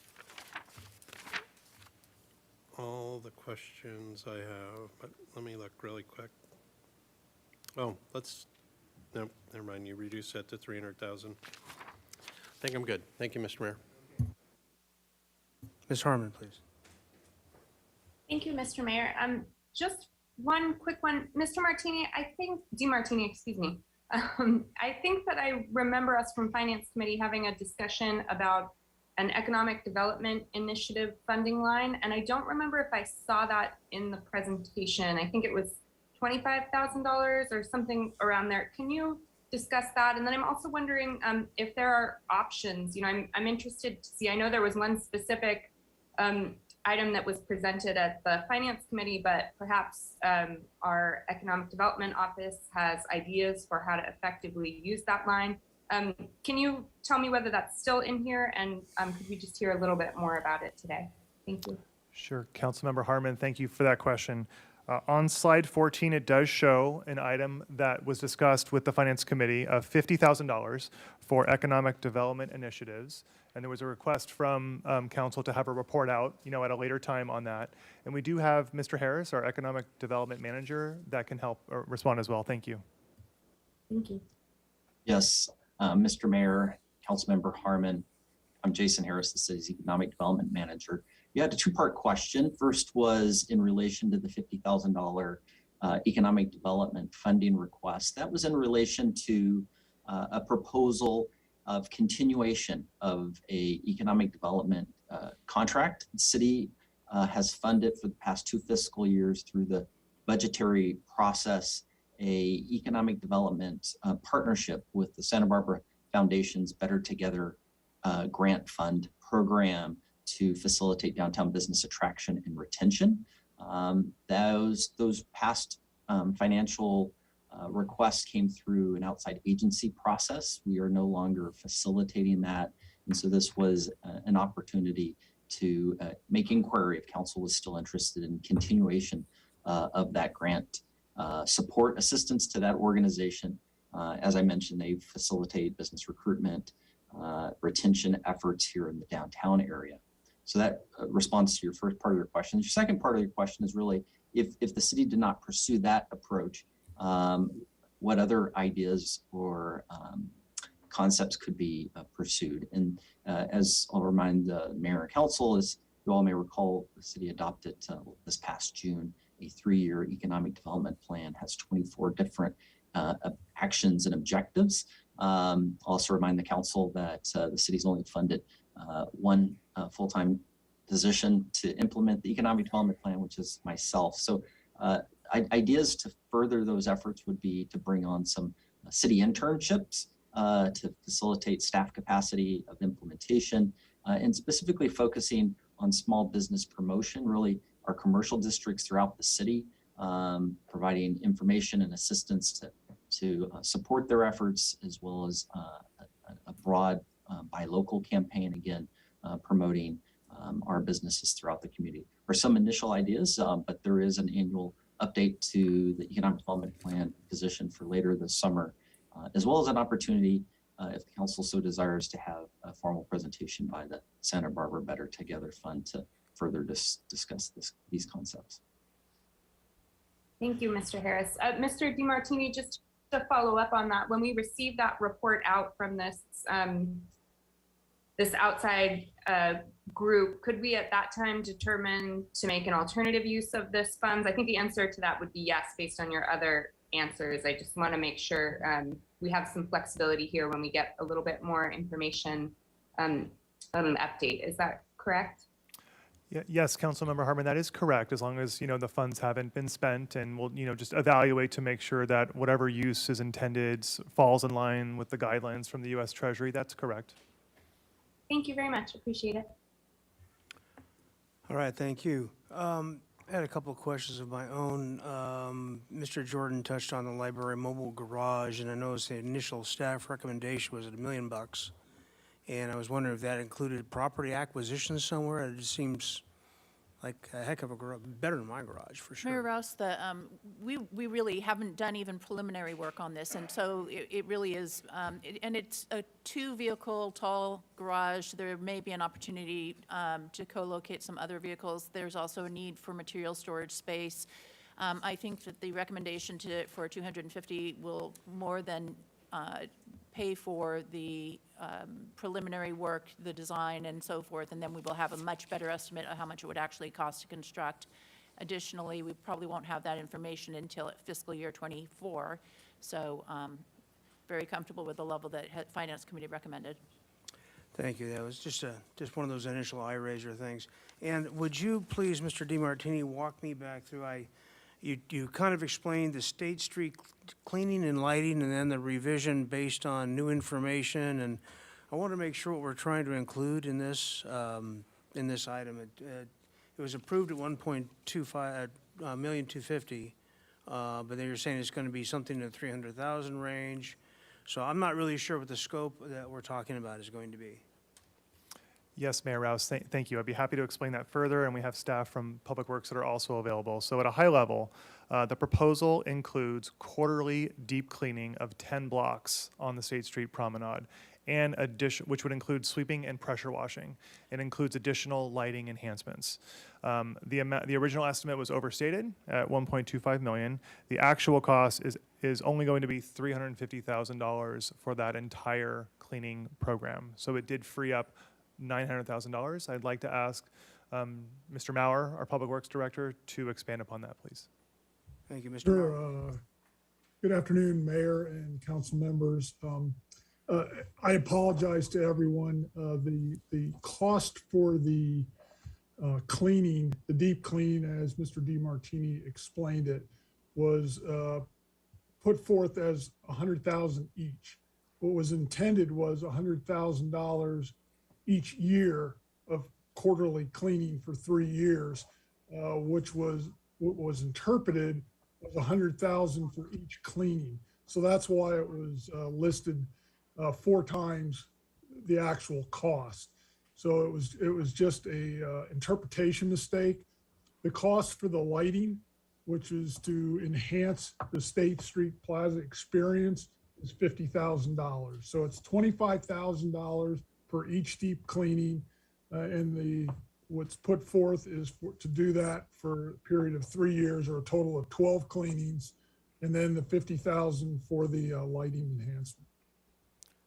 All right, thank you, Mr. Maurer. I would just, that kind of got my attention too, because I know we spend annually before with our downtown organization contract, so I was struggling with how long that was for and what that meant. Ms. Bjork, did you have oh, okay. Mayor Rouse, no, I don't, but I would say that I do know that downtown parking is planning to do additional work beyond this deep cleaning that they're asking for the additional funding for. And one of the things I would like the council to consider is whether they want to fund this at the original level. If it isn't spent, it will fall to downtown parking reserves, which we've already indicated would be the preferred place for the extra resources as well. But for example, downtown parking is planning to go from weekly cleaning of sidewalks monthly cleaning of sidewalks to weekly, and I'm concerned about the resources to accomplish that. So if you had an appetite for leaving that a little bit larger than what we've asked for, I think it would be appreciated. Well, that's a program I'd love to have rescoped and looked at in detail, because I think it's something people have been waiting for. Thank you. Ms. Gutierrez. Thank you, Mayor. Mr. DeMartini, quick question. On the pandemic pay, could you break it down how much an individual staff would receive if that amount was approved? The recommendation from Finance. Councilmember Gutierrez, thank you. I'm going to ask the Human Resources Director, Ms. Levy, to respond, please. Hi, thank you for the question. Mayor and council members, the amount right now is approximately $2,600 at the $2.25 million. Previously, it was approximately $1,700. Thank you. That's it.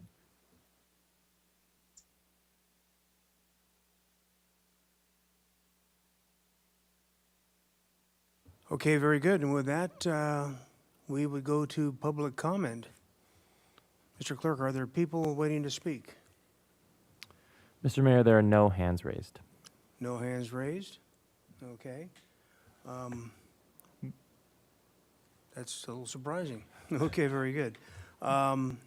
Mayor Rouse, if I may, I'm so sorry. We have a tool, staff has prepared a tool to assist with council's deliberations with this effort. So if I can ask Mr. Boudet to share his screen to help facilitate your deliberation, similar to what we did with the Finance Committee last Tuesday.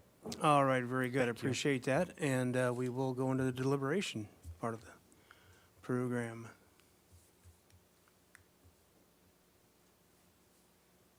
Anybody want to deliberate?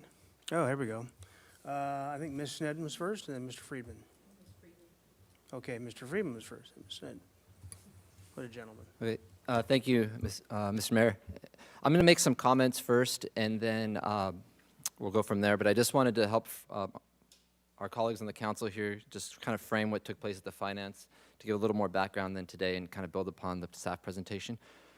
So first, I really want to thank Mr. DiMartini and your staff for working with all city staff to come up with those recommendations. It was a lot of work to do that. And I also want to thank my colleagues on the Finance Committee, Councilmember Alejandro Gutierrez, Councilmember Harmon, for your work last week. It was a really rapid fire session, but we came to a pretty good outcome given the recommendations and the time constraints we were under. So first, just for my colleagues and the public to understand, this was a consensus vote of the Finance Committee. There were some items that we agreed with and others that we didn't, but at the end, it was an entire package that we voted on that took into account a balancing of a number of community priorities, but also city organizational priorities. So we worked within that to try to balance those when we came up with our recommendations at Finance. Specifically, I want to speak to a couple of the items. First, because it has garnered a lot of community interest, is the pandemic pay, and I just want to clarify the thinking of the Finance Committee.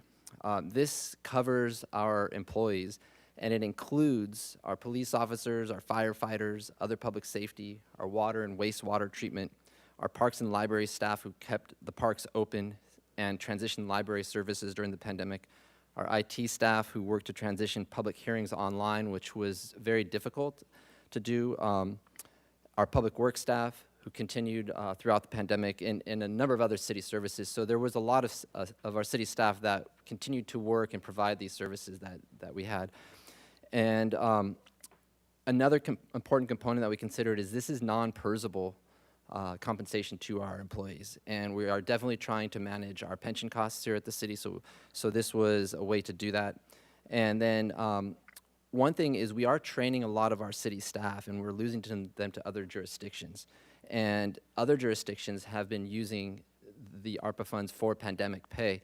So when we train staff only to lose them, there's a cost to the city and to the services that we just mentioned. So, so this is a way for us to keep pace with other jurisdictions, with our employees providing these critical services, public safety, wastewater, water, like I mentioned before. So that was the thinking behind the Finance Committee of why we did that, and just want to thank our staff who kept our city running during the pandemic. Another issue that came up was the downtown parking, and it's very critical that we fund the downtown parking because of the significant losses they incurred, and that ultimately the general fund is the backdrop or the backstop for any revenue losses within the downtown parking. And there will be significant losses, so by using this to replenish that, it takes the pressure off of the general fund going forward, and we just heard that there is a structural deficit on the general fund, so that was very important to the committee. And then the library, just most of these are one-time costs, but the library, it would be ongoing, but we felt that the services that the library provides we needed to reopen because of the community that uses it. There's all members of our community use it, especially underrepresented, and especially on the east side. And when we heard that the Adelante Charter School in particular, that's their school library, and it's not accessible 3 days a week, and there was no other way to fund the libraries through our budget without using the general fund reserves, we felt that getting that in the budget this year, so that's in the budget going forward and we can have that discussion in the future, was important to the Finance Committee. And there was the issue of the child care study that Councilmember Sneddon brought up. That came after the Finance Committee hearing, and so as City Administrator Bjork mentioned, there is going to be an item to be determined coming to the council on the results of that study and different options. So we will have an opportunity to understand what the results of that are, what the options are, and give direction at a later time. So we didn't have any information at that time, and I don't think we have enough today to make that decision, but we will have a council meeting for that. And then the other components of this is that the council did, or the Finance Committee was taking into consideration that balanced approach. Again, we have a structural deficit, as we heard, of $8 million this year, and it was basically balanced by our expenditures, which were artificially low because we had that 5% reduction, which again goes back into our employees sometimes doing 2 jobs or not having the resources they need. And so that was part of it. We also had reserves of $1 million this fiscal year to balance, and the library not being open was a cost of $650,000 that is not accounted for. So going forward, there are still these pressures going forward into the outcoming years. Mr. DeMartini mentioned $3.6 million structural deficit starting off for the next fiscal year, but there are added pressures that bring that up. And we do have, fortunately, a growth in our taxes from sales and transit occupancy, but again, we were very mindful of that, and that's why we supported putting money back into the general fund reserves, but also these other community priorities of that balance. So just wanted to frame that. That's how we came to these conclusions at the Finance. Thank you. Thank you, Mr. Friedman. Well said. Ms. Sneddon. Thank you, Mayor Rouse, and thank you, Councilmember Friedman, for framing that for us. I think I'll just want to say a few things of what I particularly support and maybe some other areas we might consider funding with some of those extra funds that seem to be available, or maybe moving some out. So I'll just list these. I do support that the rent control studies coming from these funds. I think that's an appropriate shift. I'm in favor of increasing the homeless and mental health services. I think particularly in COVID and throughout this time period, we've had so many calls from the public to be addressing this need. And so maybe it isn't in the co-response necessarily, but really we are lacking funding to be able to make real transformational change there that lasts. So maybe we could reconsider upping that in some way.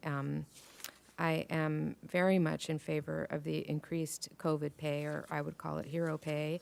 Our city employees were certainly on the front lines during all of COVID, and it's hard now, so long ago, to remember how uncertain that was at the beginning and how dangerous, and no vaccinations, really unknown what was happening. And as Councilmember Friedman really laid out, it's not just those workers on the front lines, but also all of these positions that have been vacant and the extra workload of every member of the city that you've taken up with really heroic efforts to keep the city running. And I think if that number could be higher, I'd be in favor of that as well. Very much in favor of keeping the libraries open 7 days. I would like to include in that the library is such a resource for all of our community members, and if there could be added support for other programs that might want to use our library spaces to run some of their programs for youth or other programs that help the community, that we might consider using some funds to offset those fees. I'm in favor of fixing up our parks and open spaces, but not these funds going towards the band shell. I'm in favor of fixing up the band shell, but not with the use of these funds. And the same is for the garage. I'm not sure that capital improvements are the best use of these funds in my mind for how people could be more directly impacted. So in the funding for parks and watering turf and taking care of the extra use, I really want to look at increasing community gardens. I think in our recent interactions about the Yananali Gardens, there were a lot of community input on how valuable these spaces were for outdoor food security and community building, and I think that is something that we would benefit from. So if there are funds in there that could be shifted from the band shell to, say, community gardens, I'd be in favor of that. I'm in favor of funding for cleaning State Street, absolutely. It has, because we made it a promenade, it's had much more wear and tear, and that fund may need to go up for not just cleaning, but perhaps some repairs in there as well. And I am in favor of the recommended increase of $153,000 for employee COVID testing, especially since that's already been expended. And then one more question, I think maybe for colleagues or for recommendations. I'm wondering if we need a study to really look at our structural organization. I know that's something we've been talking about, and with so many positions left vacant, and as we are looking at refilling them, we may need help with an assessment of that, and I'm not sure if this would be appropriate funds for that or not. Mayor Rouse, Councilmember Sneddon, there is the $450,000 for the class and compensation study. That has a slightly different focus, but we are going to be doing a lot of work in this next year at looking at what we do and how we do it. So. And do you have the funds for that work? It's going to be staff work in conjunction with our finance committee. Okay. Thank you. Thank you. Ms. Harmon. Thank you, Mr. Mayor. Well, I will start as both of our colleagues did, just first by expressing my gratitude to Mr. DeMartini, finance staff, really everyone that worked on putting these recommendations together. It was just such a fabulous process to be a part of at Finance Committee. And I also want to take this opportunity to just shout out Chair Friedman for his work. It was such an excellent display of leadership getting us through these recommendations last week. And it was really incredible to be a part of. Such an opportunity we have to really do a lot of good things in our community with this money. So just had to put that out there because it's exciting to be having this conversation. So I can be pretty brief. I support all of the Finance Committee's recommendations. I agree with Councilmember Friedman. Not all of them we were all 100% on board with, but it did represent a consensus and some compromise, and I think achieved very good balance. I would say I also agree with that, having been said, with Councilmember Sneddon's suggestions to increase the amount allocated to homeless response, whether co-response or some other form.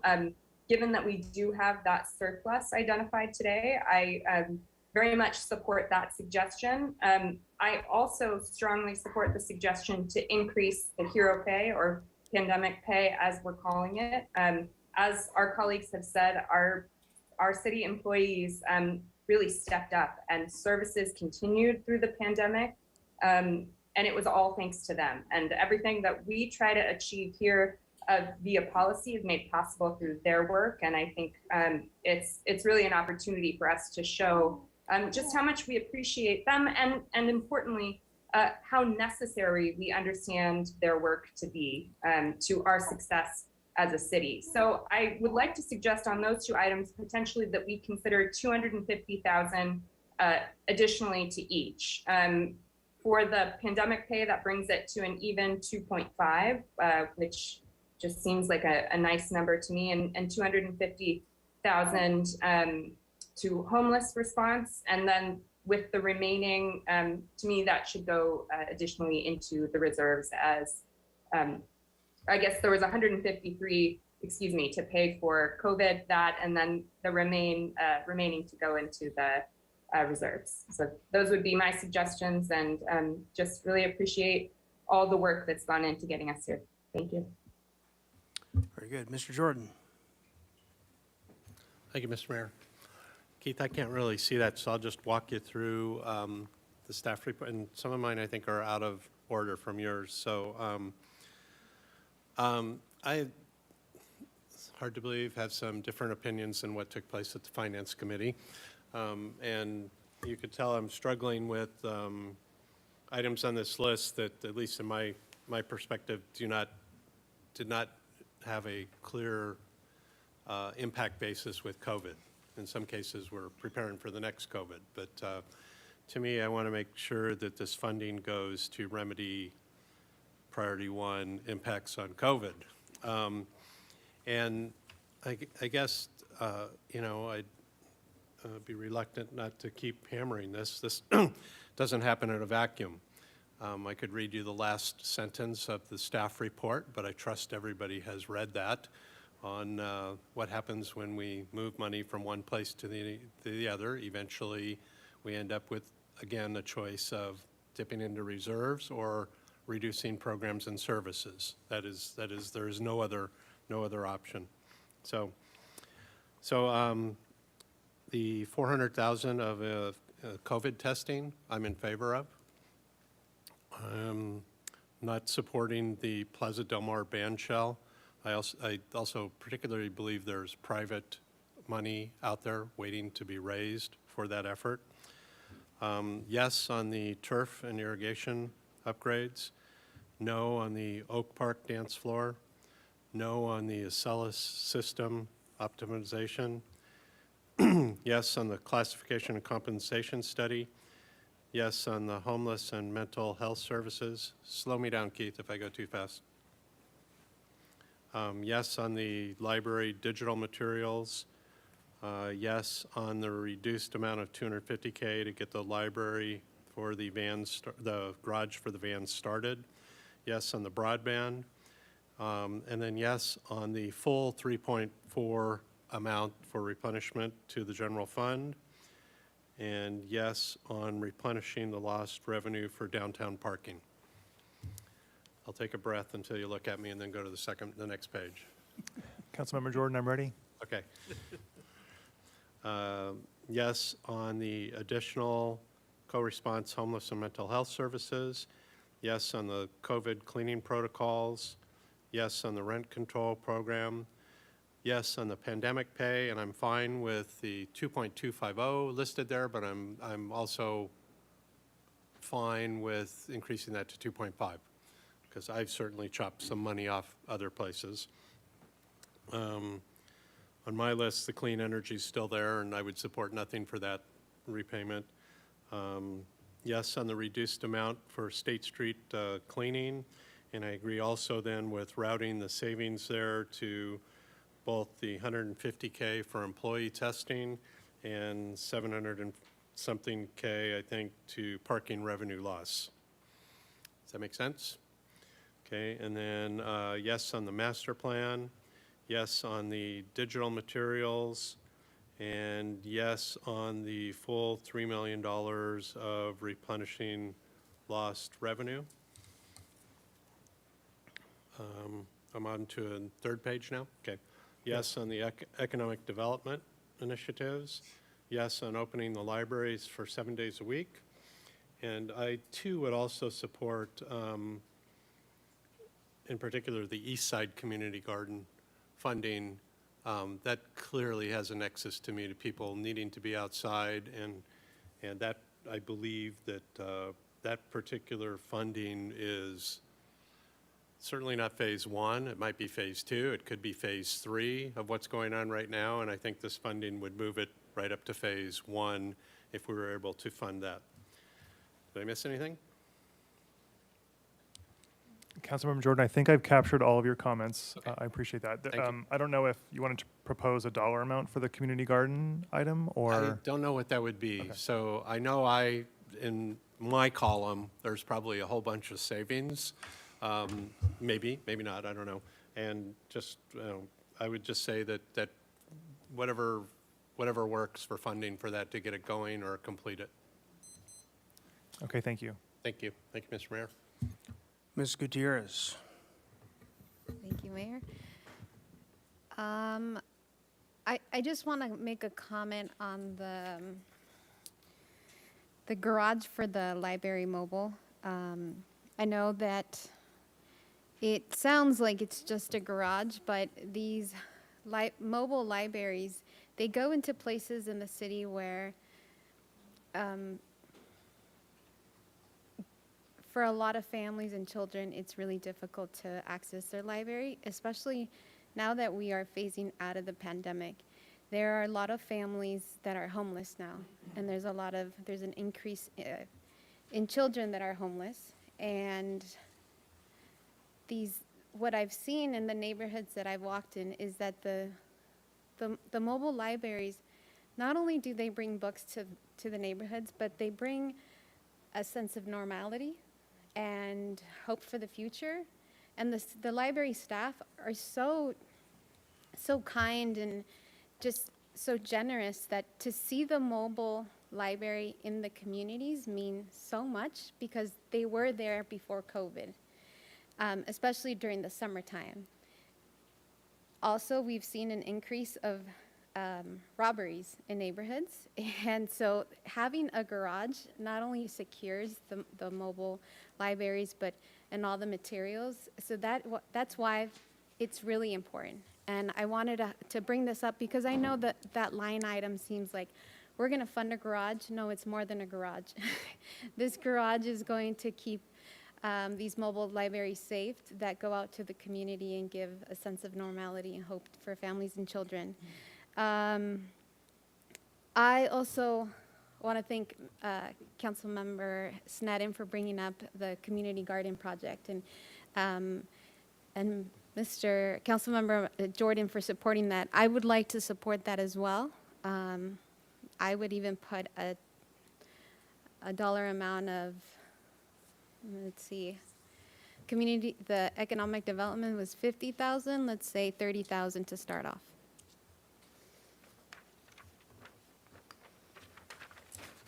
That's it. Thank you. Thank you. Let's see, next was Oscar Gutierrez, please. Thank you, Mayor Rouse. To kind of piggyback off of Councilmember Jordan's comment about the Plaza Del Mar band shell, how would a outside funding source work in that situation? So would we not fund any of it and rely on the community, or would it be a joint kind of effort? How would that look like?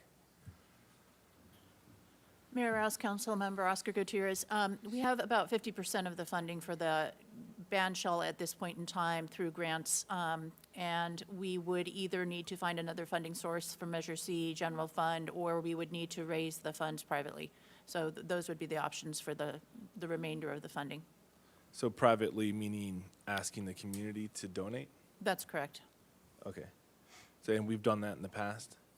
We have very successfully. In fact, you're going to hear an excellent project about that with the Library Plaza. Gotcha. Okay. My other question is about the broadband strategic plan. Sorry, can you just reiterate what is going into that? Councilmember Oscar Gutierrez, there was an action taken by the council back in November to support this effort. My understanding is that it's a countywide initiative to come up with a strategic plan for implementing broadband internet access broadly. Other than that, I don't have any particular details, but I believe staff from Public Works is available if you have any further questions. So that's providing internet service to the community by the city, is that right? Mayor, excuse me, Councilmember Oscar Gutierrez. You look like It is actually a regional plan that's being coordinated by SBCAG in coordination with the county. It's funded by all of the communities in the county to look at access for broadband, not just wireless, but also fiber, but really looking to make sure that broadband is available to all of our community and available to those who, also assessing the extent to which it's economically available to them. So it's work that has been done that way. Council did take an action on it and did at that time suggest that it should be applied to your ARPA money, which is why you're seeing it here on this list. And I do know that the rest of the agencies in the county are taking a similar approach to funding it. Okay. Correct me if I'm wrong. I don't see anything about information technologies on here. Is that right? The item around Acela, which is the permit processing tool that we use, that is directly in response to the need to make improvements. As you know, we made a very quick switch from accepting paper plans to accepting plans virtually. This will allow us to resolve some of the ongoing issues that we found in that process, and hopefully have even better process with regard to technology. But that is the only technology project we have on this list. So there's no consideration of having a citizen reporting app? We do have that in our work plan, and it is the next scheduled major item to fund, and I believe that we're going to begin that work next fiscal year. It's currently in the budget. So It's currently in the work plan, and in addition to the funding it, it's really also a workload management item, so putting additional money at it right now won't get it done without additional staff to manage it, so we need to get the website done, and then that will be the next major item. As you know, we had started that, but the website became so unstable, we needed to change our priorities. Okay, so there is funding allocated for that? Not from this, but from the There general fund? will be, it is in our proposed program of work. Okay. Yes. The other item I have is that I see that State Street is getting a bit of funding, and I understand that it is an economic hub for the community.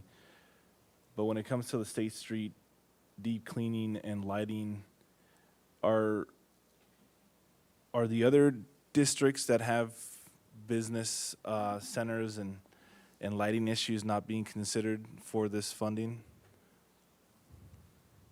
They have not been proposed on the list. I think I want to make the nexus between the Downtown Parking Fund, which pays for this cleaning. It is in part being driven by the use of the public right-of-way for the promenade.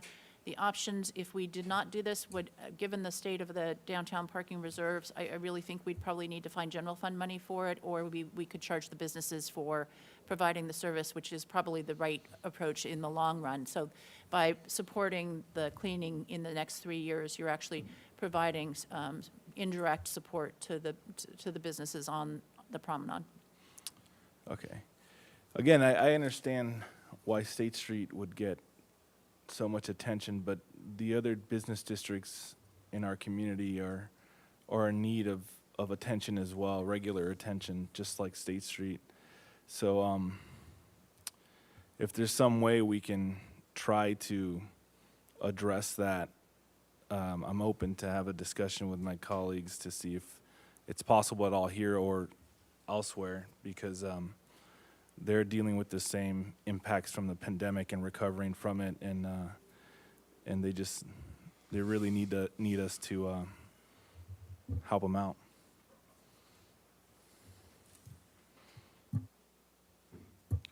Thank you.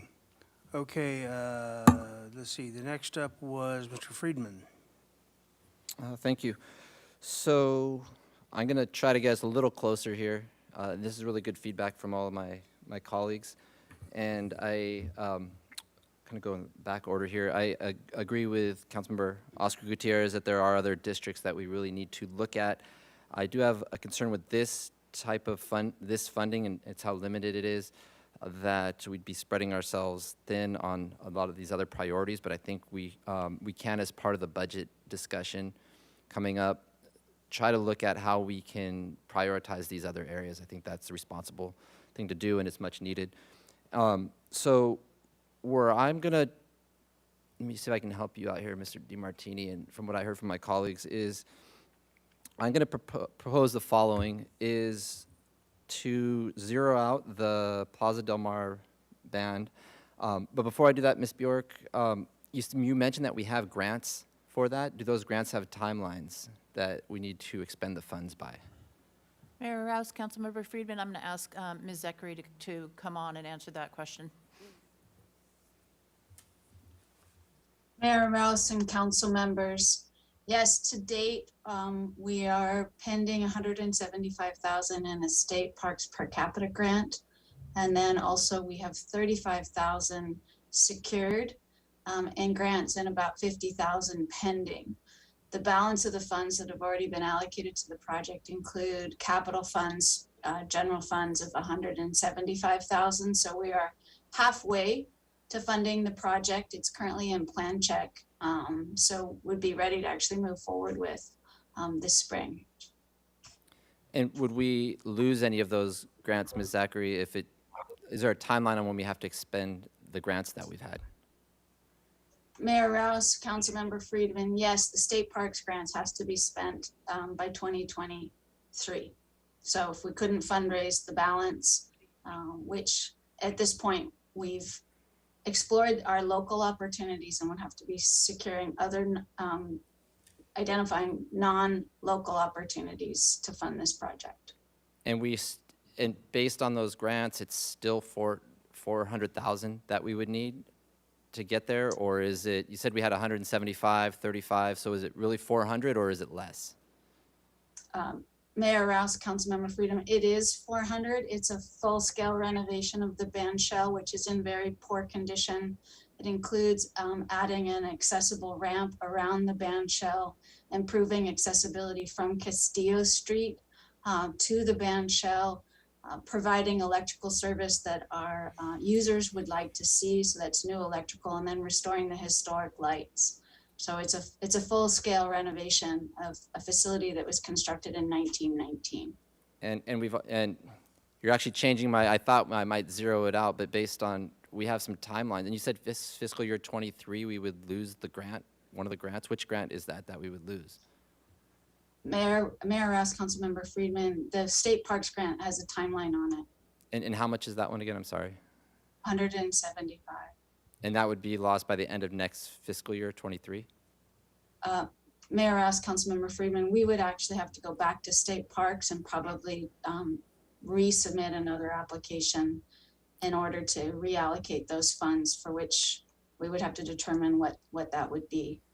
At this point, the band shell, if I could add, is actually covered in plastic because we're trying to protect its remaining areas before they're further degraded.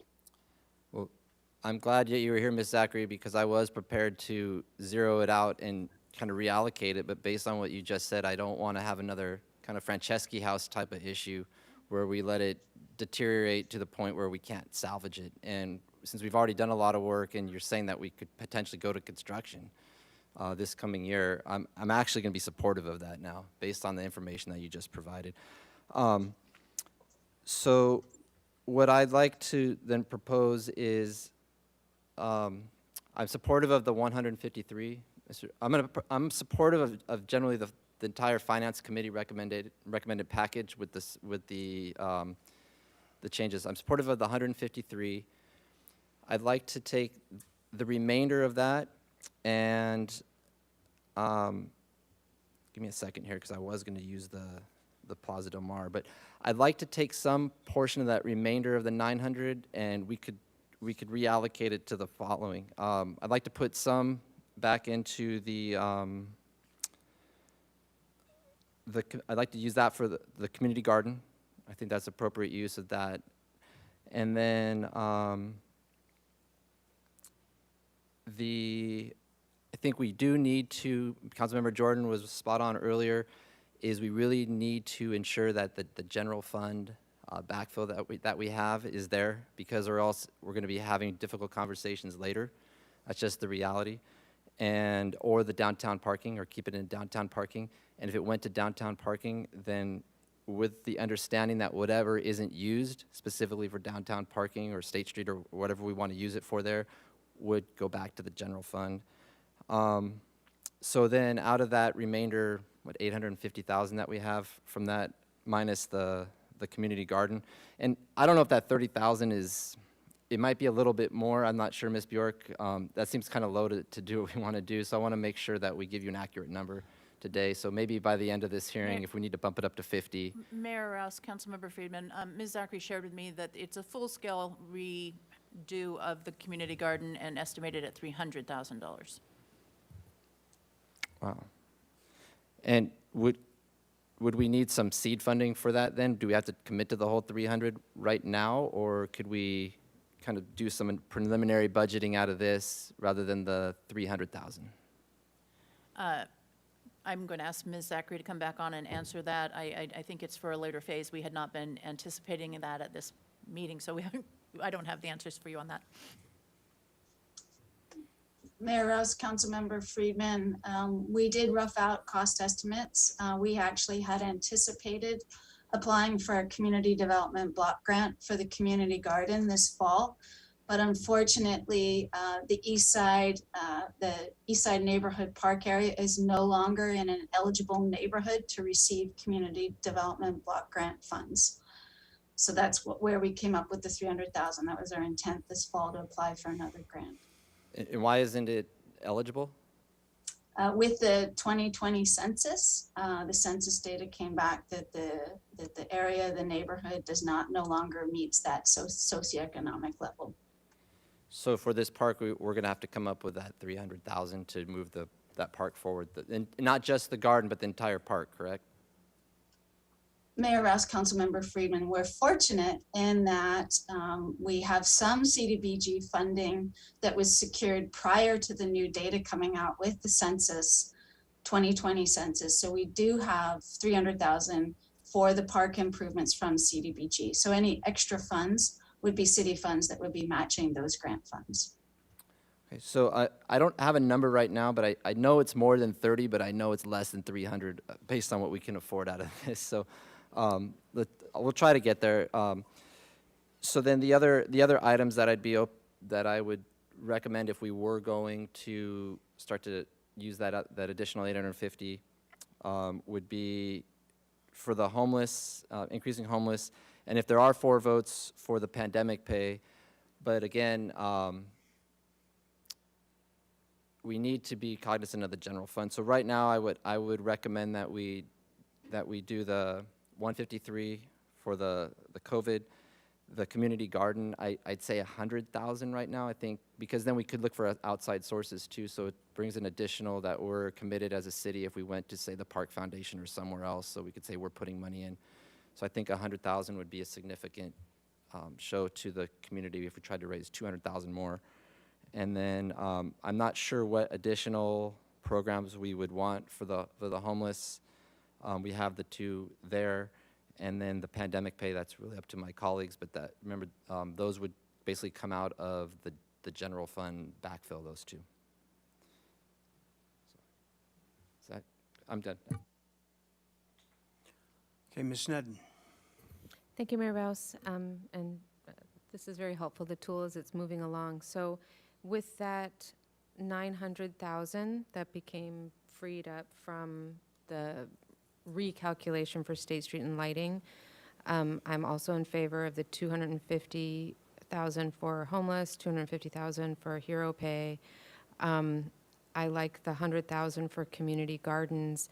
And they don't necessarily have to just be the Yananali gardens. I think community gardens could be beneficial. That's something I'd like to see us do more of anyway. Then the 153 for employee COVID testing. And then I am convinced, thank you, Council Member Alejandra Gutierrez, about the library garage. That was very helpful, that it's more than just to shelter the vehicles, but supports the whole program, which I certainly am supportive of. And then just a word about the Oak Park dance floor.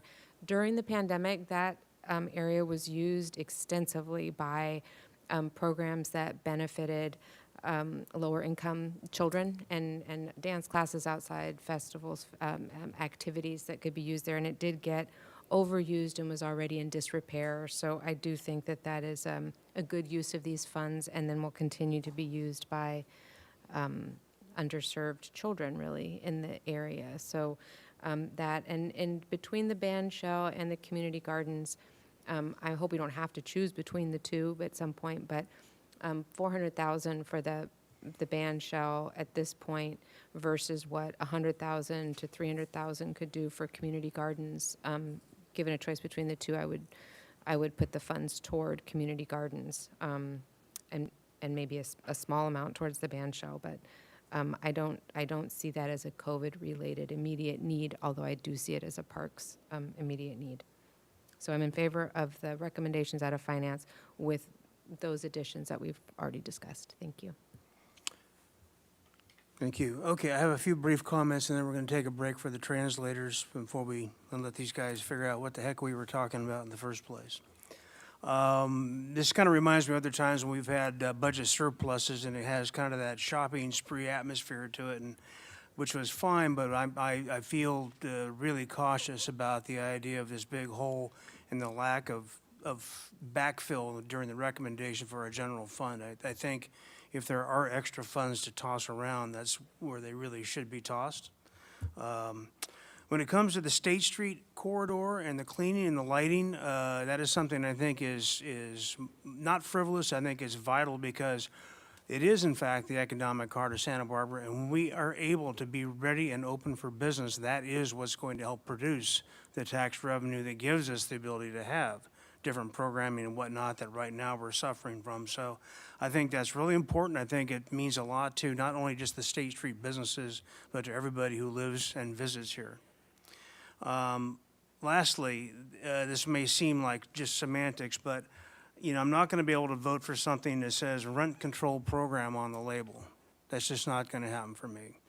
There are so many issues going on with that issue, and I think we can leave the money there as a plug number. We have a lot of rental housing issues to handle, not the least of which is a recent lawsuit about one of our policies that's going to be coming up. That was in contravention, frankly, to some consultant advice. I think there's things like inspection, legal defense.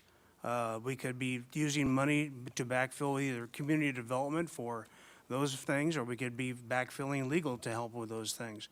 We have issues to do that as well as what I proposed before, which would be like a town hall, perhaps a professionally facilitated town hall. So we could really bring the community together and talk about this. So I'm willing to leave the line item in. I'm going to struggle with that label. It's not going to work for me. So just, that'll be my little princess statement for the night, but that's the way I feel about that. So with that, I'd like to leave staff. By the way, staff, fabulous job on teeing this up. And kudos to the Finance Subcommittee for bringing this in the form they did. I think it came in pretty close to finished, and I think it won't be tough to finish it up. So let's give the translators a break, and we'll be back in 10 minutes.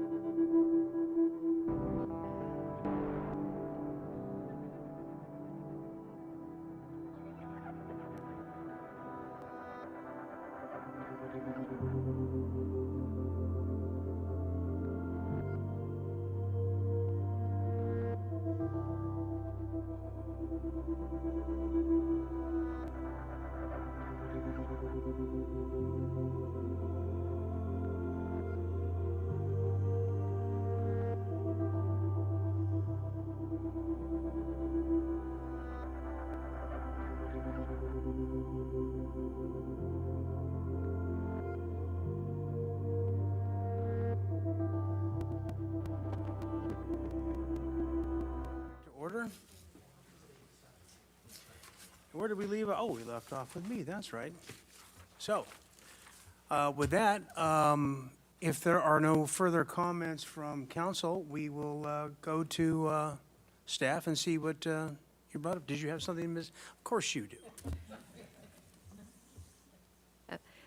Thank you, Mayor Rouse. I'm not sure where the numbers are, so I just wanted to put this out there while we're still discussing, but to Councilmember Oscar Gutierrez's considerations for other business centers also, I was wondering if maybe some of the small business recovery, if we upped it a little bit, could be earmarked for San Andreas Street, Milpa Street, small businesses who didn't have the benefit of a promenade being created. So just for council members' consideration, if there might be some way to help with those as well. All right, so if there are no further comments, we'll go back to Mr. DeMartini. If you'd like to tell us what you came up with there, Alex. And Thank you, Mayor Rouse, members of the City Council. So staff has been taking notes and trying to document the feedback from the council members. And what's shown on the screen here, highlighted in yellow, are the changes that we've made in the City Council deliberations column. So we'll go through each one of these one by one. We have input the $153,000 for the employee COVID testing. There seemed to be consensus on that item. We've kept all the other items that aren't highlighted in yellow the same as the Finance Committee's deliberations column. So scrolling down here, we did increase the general fund replenishment of lost reserves from just over $900,000 to about $1,047,000. There did seem to be some consensus to increase the allocation into the general fund to offset partial revenue loss. On line 21, there did seem to be consensus to increase, well, first to support, but also a number of you requested increasing the amount of money going towards homeless response for the mental health team. So we did increase that up to $500,000. For the rent control program for $200,000, it would be good to consider the name change, as Mayor Rouse, as you indicated, maybe prior to taking a vote, if we were to take a vote on the entire package. So that might be something to consider before doing so. Highlighted that there. On the item for pandemic pay, there did seem to be consensus to increase the allocation from $2.25 million up to $2.5 million. So we went ahead and made that change. Scrolling down to the State Street deep cleaning, this is just highlighting the fact that the amount is decreasing from the Finance Committee recommendation down to $350,000 as the Public Works Director indicated the allocation that is only required of $350,000. So we didn't change it other than that item. Scrolling back down, we did increase, we added the item request for the Eastside Community Gardens. We included an amount of $100,000. And that ties us out. That fully allocates the entire second tranche of the ARPA package of $10,918,762. That ties us out. So if Mayor and Council wanted to change any of the allocations, staff can work with you on that right now. Again, request that you change the name of the rent control program if you choose to do so before taking the motion.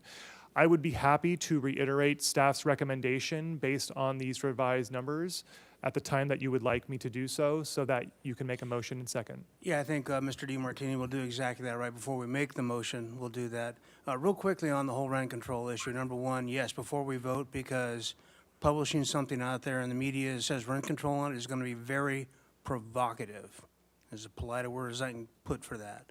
So, and I also think that in terms of just the purpose of it, leaving the line item in there, but we have rent control issues, rent control dialogue, whatever you want to put in there, because, not rent control, I'm sorry, rental housing issues, so that we could lead to either, like I said, even a facilitated community dialogue or enforcement issues of violations, all those things that we can have some flexibility, we can plug that number in, but we need to definitely take that piece of semantics out of there. So that's what I would recommend. I have no idea who lined up first. Ms. Gutierrez, please. Thank you, Ms. Reed. I'm just ready to make the motion, but I think Okay. Mr. When we Freeman. get ready to make a motion, Okay. we'll do that. We'll have Mr. DiMartini first Okay, read perfect. exactly what staff requests. Mr. Freeman, then Mr. Jordan.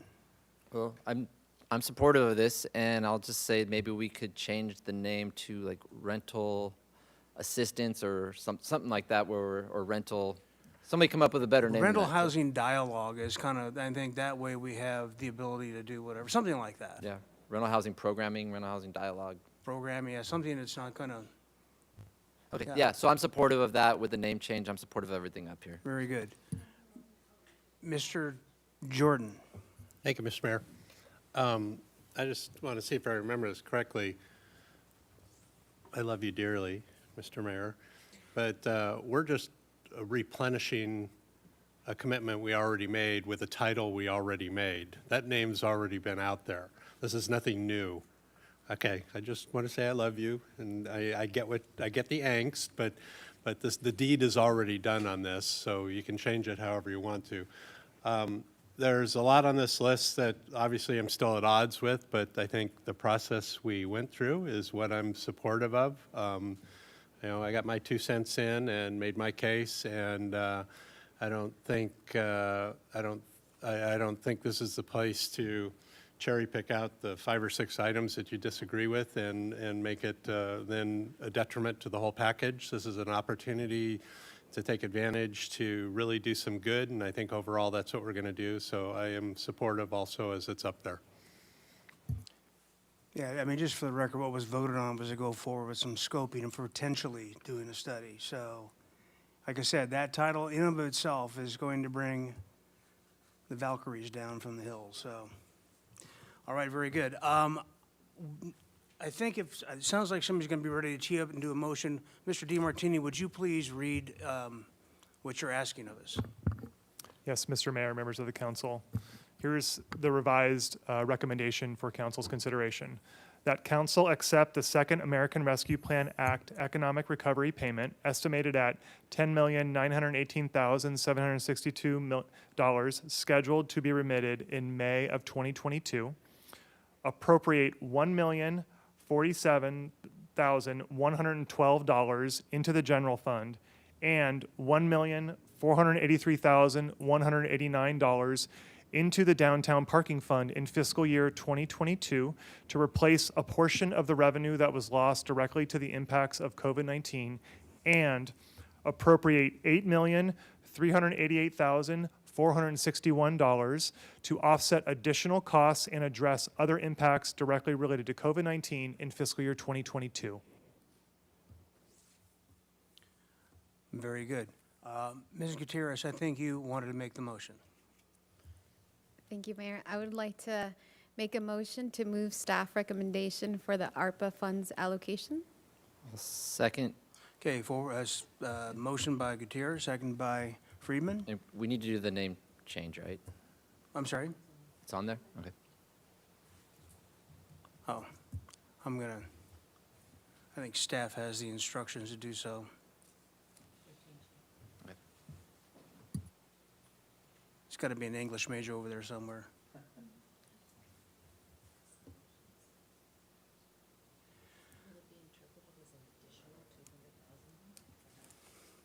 Be interpreted as a. No, it's just the same line item, same line item. So I think we'll give a moment here for the clerk to make sure that they understand the motion.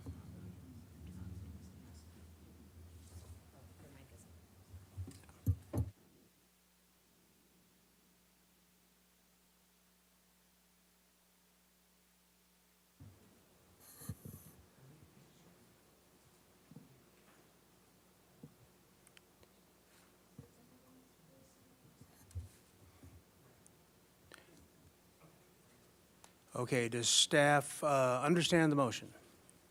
Mr. Clerk, do you understand the motion? All right, very good. I don't know if we need the motion read back to us, or Ms. Bjork? We were thinking we could have Mr. DeMartini read it on behalf of the city clerk, since he has the correct numbers. Very good. Mr. DiMartini. That council accept the Second American Rescue Plan economic recovery payment estimated at $10,918,762, scheduled to be remitted in May of 2022. Appropriate $1,047,112 into the general fund and $1,483,189 into the downtown parking fund in fiscal year 2022 to replace a portion of the revenue that was lost directly related to the impacts of COVID-19, and appropriate $8,388,461 to offset additional costs and address other impacts directly related to COVID-19 in fiscal year 2022. Very good. If everybody understands the motion, we will go for a roll call vote. Mr. Clerk. Certainly, Mr. Mayor. Councilmember Friedman? Yes. Councilmember Sneddon? Yes. Mayor Pro Tem Harmon? Yes. Councilmember Oscar Gutierrez? Aye. Councilmember Jordan? Yes. Councilmember Alejandro Gutierrez? Yes. And Mayor Rouse? Aye. Very good. Passes unanimously. Thank you very much. Good job. We have council member committee assignment reports. Does anybody have something to report? Ms. Sneddon, please. Thank you, Mayor Rouse. Well, two big things that you were also, the big part of was the ribbon cutting and the opening of the Las Positas MODOC pathway opening. Really incredible event and well attended. And then also the waterfront 150-year anniversary. So I will leave that to you to report on, but those are two highlights of this week. Thank you. Mr. Gutierrez. Thank you. Yes, I also got to attend the 150-year anniversary of the wharf, and got to watch Mayor Rouse nail in a golden spike into the pier without injury, mind you. It was very impressive. And then we got to see the firing of the cannon, which was really cool. And then we got to go to the film festival, and it was nice to see so many people out and about and celebrating safely. And we got to watch a good film. And the MODOC bike path was also very exciting and really cool. And I believe that's it. Thank you. Thank you. Mr. Friedman. Thank you. It also attended the Las Positas bike path ribbon cutting. It was a great event. It was over 50 years in the making, I think. 1974 was the first time it was talked about. I remember that from a staff report. So, and then the film festival, we attended. Councilmember Sneddon, Alejandro Gutierrez, Oscar Gutierrez, Mayor Rouse was there. It was great, and I just want to thank Roger Durling and all the film festival staff for once again just creating a great community event at just the right time. It's an economic driver for us when we need it. So kudos to all of them for the work they do every year. And it was a really great film, actually. It was really uplifting. So, and it was called Phantom of the Open. Yeah, so it was great. And then on a personal note, my mom and I were invited to speak at the Women's Club about our experience living in East Berlin the year before the wall came down. And so it was very, very timely considering world events. And so it was great to just be out in the community there and talk about that experience. And thank you to the Women's Club for inviting us to speak. Very good. And kudos, yes, to Mr. Durling for once again a fabulous film festival event. That's one of the great highlights of Santa Barbara's year. And the highlight of my week was actually I got to read to the Roosevelt first graders on Friday, which is, I finally have people that I can really relate to as first graders. So that's it. We will be adjourned. Thank you.